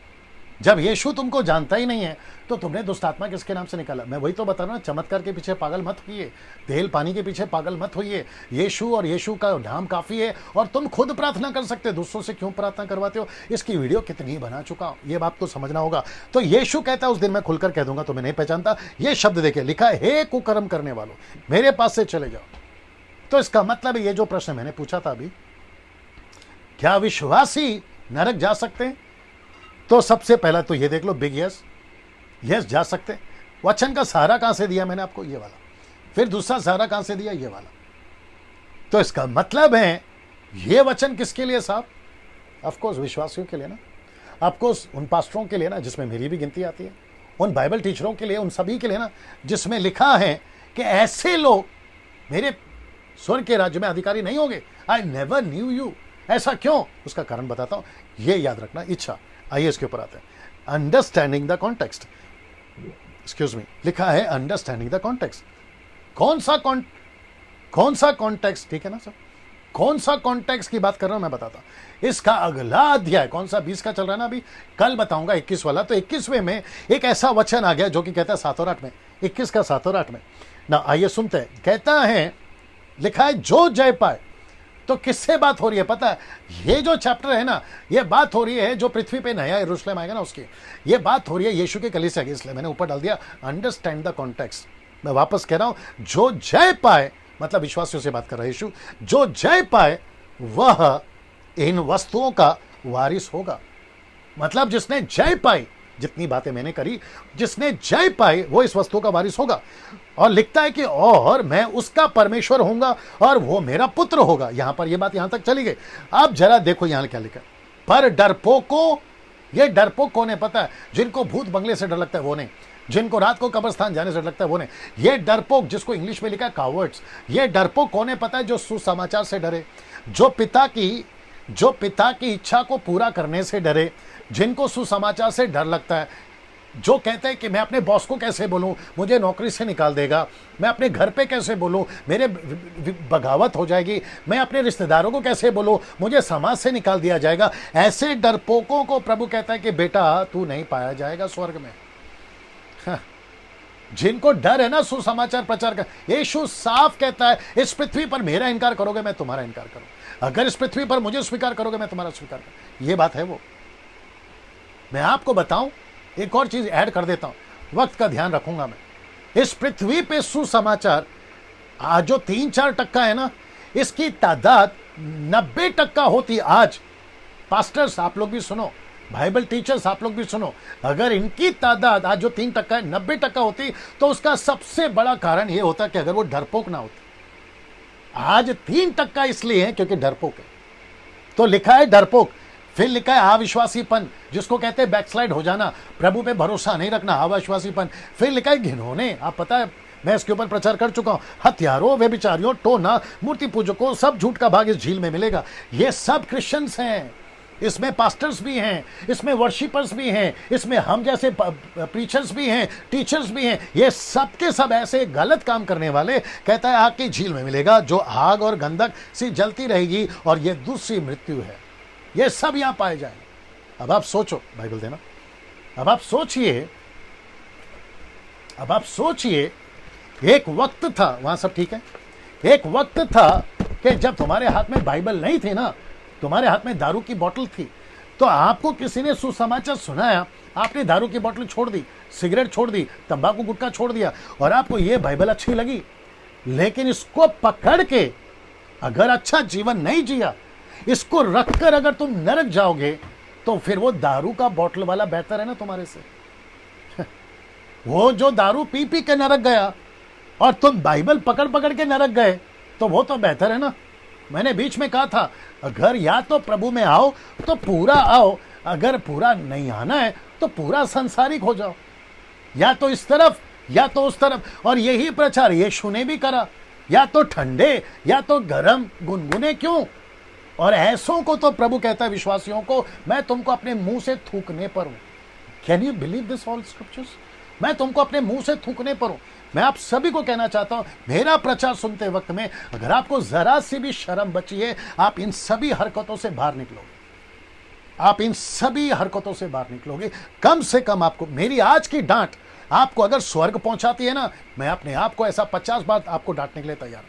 अगर ऐसी डांट से आपका जीवन बदलता है, मैं ऐसा 50 बार डांटने को तैयार हूं। अगर मेरी डांट से आपका नाम जीवन की पुस्तक में आता है, मैं ऐसा 50 बार डांटने को तैयार। इससे कोई फर्क नहीं पड़ता कि तो मेरे फॉलोवर्स बनो या ना बनो, मुझे पसंद करो या ना करो, उससे कोई फर्क नहीं पड़ता। अगर मेरी डांट और ऐसी वीडियो से अगर आपका जीवन बदलता है, मैं ऐसा प्रचार 50 बार करने को तैयार हूं ना। कुछ चीजें आपके बीच में रखूंगा।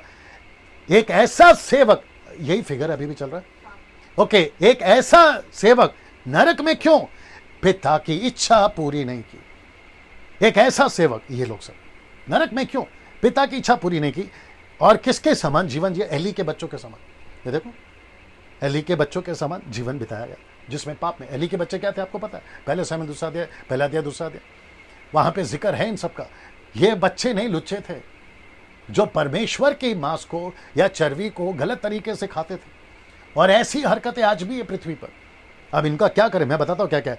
पैसों के चक्कर में लुच्चे, घमंड के चक्कर में लुच्चे, व्यभिचार के चक्कर में लुच्चे। और जो कि लूका की किताब उसका 10 का 20, तो भी इससे आनंदित मत हो कि आत्मा तुम्हारे वश में है, परंतु इससे आनंदित हो कि तुम्हारे नाम जीवन के पुस्तक में स्वर्ग में लिखे हो। यीशु कहता है इसलिए खुश नहीं होना कि तुम्हारे हाथ से चमत्कार हो रहे हैं। कुछ लोगों को घमंड है, कहते मेरी मिनिस्ट्री में लाख लोग आते हैं। तुम लाख लोगों कैसे बताऊं अभी इनको, तुम लाख लोगों को लीड करके नरक में जाओगे, वो लाख लोग तुमको एसएमएस नहीं भेजेंगे स्वर्ग में। सोच के देखिए आप। कुछ लोग को घमंड है 2 लाख की कलीसिया है, कुछ लोग को घमंड है मैं इंटरनेशनल पास्टर हूं, सेवक हूं।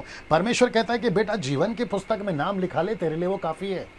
उसके चलते, ये सबके चलते, एली के बच्चों के चलते अपना जीवन से पुस्तक से नाम कटा के नरक में क्यों जाना चाहते हो? मैं ये बता रहा हूँ, पैसे के चक्कर में, घमंड के चक्कर में, व्यभिचार के चक्कर में। मैं बहुत सारी बातें कर सकता हूँ, यहाँ फैमिली बैठी है, मेरे बच्चे बैठे हैं, मैं बहुत सारी बातें कर सकता था। ऐसे विचित्र विचित्र फोन्स आते हैं, ऑडियो टेप आता है, वीडियो टेप आता है बड़े बड़े सेवकों की। अगर मैंने यहाँ पे नाम ले लिया ना, तो पूरे मसीहत में भूत चाल आ जाएगा।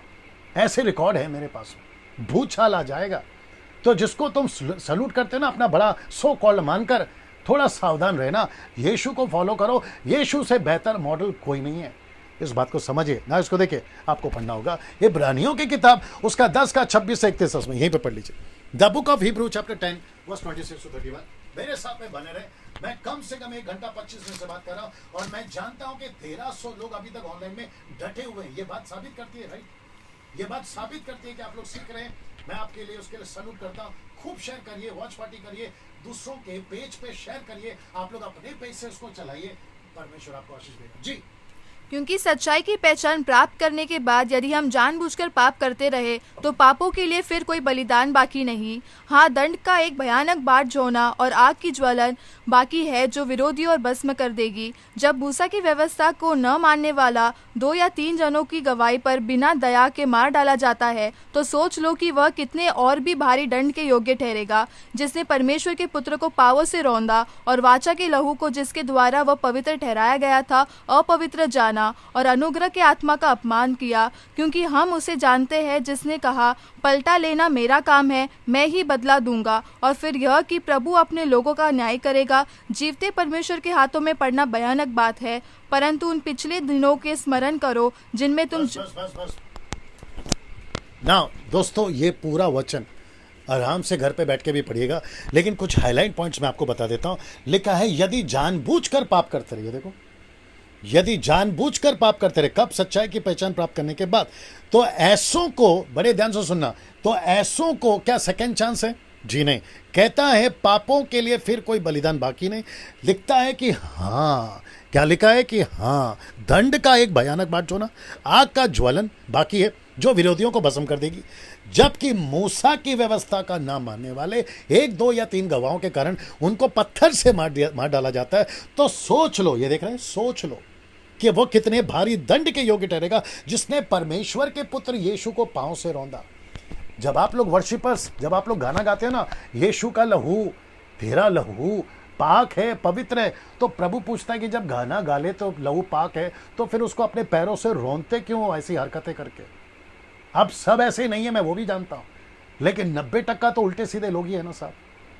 अब आप लोग, कुछ लोग कहेंगे कि डैनियल भाई जजमेंटल क्यों हो जाते हो, दोष क्यों लगाते हो? अभी बीच में एक विचित्र प्राणी था जो दोष लगाने की बात कर रहा था। कौन से शहर से बताऊंगा तो आप लोग पकड़ लोगे, इसलिए नहीं बता रहा। दोष लगाना अलग होता है, क्या कहते हैं, दूसरों को होशियार करना अलग होता है। मैं रिपीट करता हूं, दोष लगाना अलग है, होशियार करना अलग है, जज करना अलग है, डिसर्न करना अलग है। ये दोनों को पहले समझो। कुछ लोग कहते हैं कि डैनियल भाई 5-6 साल से आपका मैसेज चेंज हो गया है, आप जजमेंटल हो गए हो। तो फिर यीशु मसीह तो मुझसे ज्यादा जजमेंटल है, पतरस तो मुझसे ज्यादा जजमेंटल है, पौलुस तो मुझसे ज्यादा जजमेंटल है। तो फिर यीशु को, पतरस को और पौलुस को मानना बंद करो, उसको फॉलो करना बंद करो। क्या बात करते हो यार? मैं एक वचन बताऊंगा कि पतरस ने क्या बोला था, मैं रखूंगा। यहां जजमेंटल नहीं हूं, आपके भलाई के लिए बात कर रहा हूं। अगर बच्चों को टीचर ना डांटे तो बच्चे कभी डॉक्टर, इंजीनियर, साइंटिस्ट नहीं बनेंगे। तो ऐसों को तो अपने बच्चों को तो भेजना ही नहीं चाहिए, क्योंकि बच्चा तो टीचर तो डांटती है, तो टीचर भी गलत है। डॉक्टर इंजेक्शन मारता है, वो भी गलत है। क्या बात करते हो यार? तुम अपने चर्च में, पास्टर अभी तुमसे बात कर रहा हूं, तुम अपने चर्च में जब अपनी चर्च को डांटते हो तो तब तुम जजमेंटल नहीं हो। जब मैं तुमको डांट रहा हूं तो मैं तुम्हारे लिए जजमेंटल हो गया? क्या बात करते हो? वचन सीखो यार, परमेश्वर का दास कुछ बता रहा है उसको सीखो। ये समझने की बात कर रहा हूं मैं ना। ये वचन साबित करता है, लिखा है, इसलिए जीवते परमेश्वर के हाथ में पड़ना भयानक बात है। मजाक नहीं है बाइबल पकड़ना, मजाक नहीं है यीशु के पीछे चलना, मजाक नहीं है जो तुम प्रभु में आ गए आपको जैसा कहे वैसा जीवन जीना है। नहीं तो जाओ संसार में, वही बेहतर है तुम्हारे लिए ना। इसको देखिए, इब्रानियों का 6:4 से 6 तक में लिखा है, क्योंकि उन्होंने एक बार ज्योति पाई, क्योंकि जिन्होंने एक बार ज्योति पाई है, जो स्वर्गीय वरदानों का स्वाद चख चुके हैं और पवित्र आत्मा के भागी हो गए। लिखा है, साइड हो जाओ, सब ठीक है वहां पे, वही कैटेगरी चल रहा है अभी तक। ठीक है।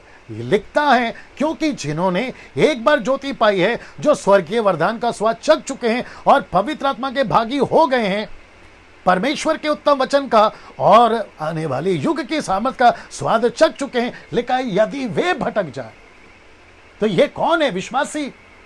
यदि ये भटक जाए तो उन्हें मन फिराव के लिए फिर नया बनाना अनहोना है, क्योंकि वे परमेश्वर के पुत्र को अपने लिए फिर क्रूस पर चढ़ाते हैं, प्रगट में उस पर कलंक लगाते हैं, जिसका जिक्र अभी मैं कर चुका हूं 10वें अध्याय में। ये पूरा वचन मैं कर चुका हूं।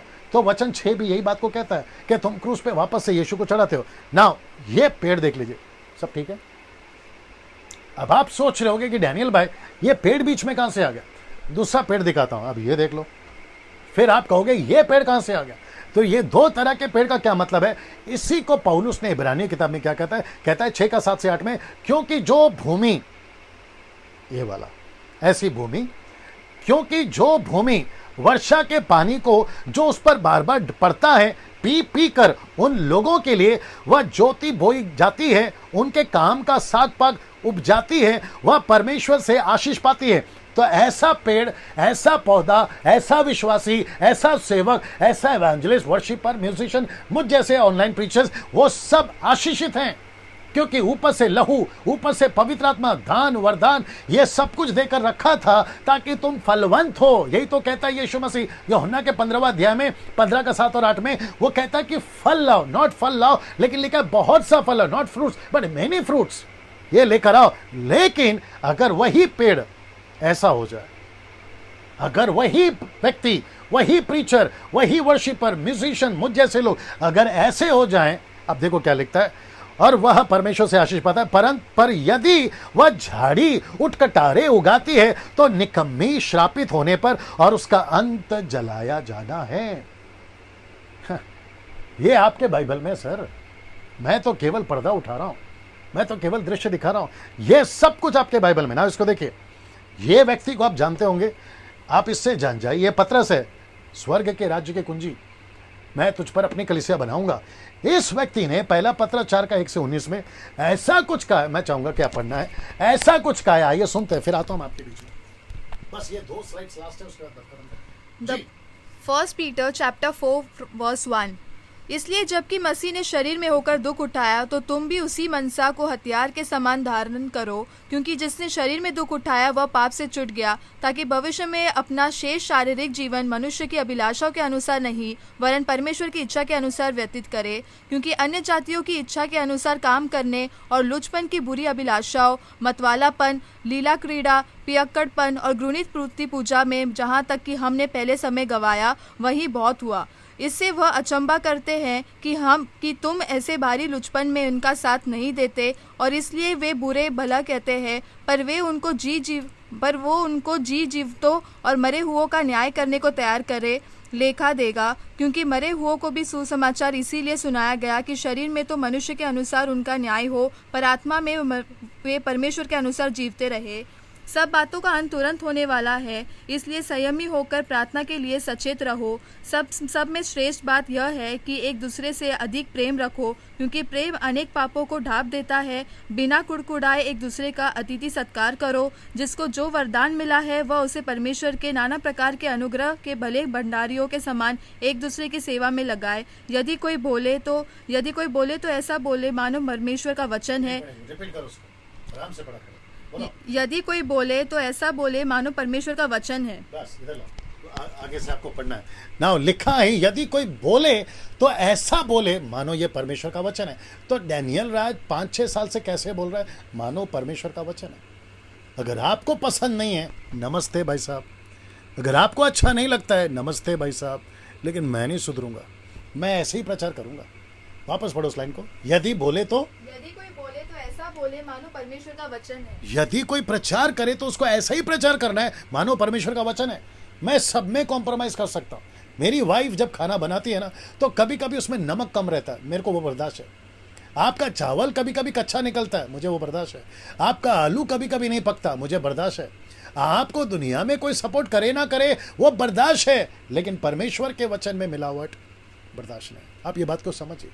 अभी कुछ लोग यहां तक कि मेरे खुद के अपने लोग, मैं अगर और 2-3 शब्द बोलूं तो आप लोग इशारा पकड़ लोगे मैं किसकी बात कर रहा हूं। बस इतना बोल के चुप हो जाता हूं कि मेरे करीबी लोग जो मेरे साथ में एक वक्त में आगे पीछे घूमते थे, जिनकी दुकानें मेरे बगैर नहीं चलती थी, समझदार को इशारा काफी है, जिनको मैं सपोर्ट करता था, वो चाहे पैसा हो या स्टेज दिलाने की बात हो या मीटिंग दिलाने की बात हो या कोई भी चीज हो, आत्मिक बातें कर रहा हूं, उनको मैं खटकने लगा 5-6 साल से। पता है क्यों? क्योंकि जैसा वचन बोलना चाहिए ना, वैसा मैं बोलना सीख गया। पहले कैसे था, गाना गाओ, कव्वाली गाओ, सूफी गाओ, क्लासिकल गाओ, लोगों को खुश करो और मोटी मोटी ऑफरिंग पैकेट्स ऑर्गेनाइजर से ले लो और अपना एसी कमरे में आराम से आके सो जाओ।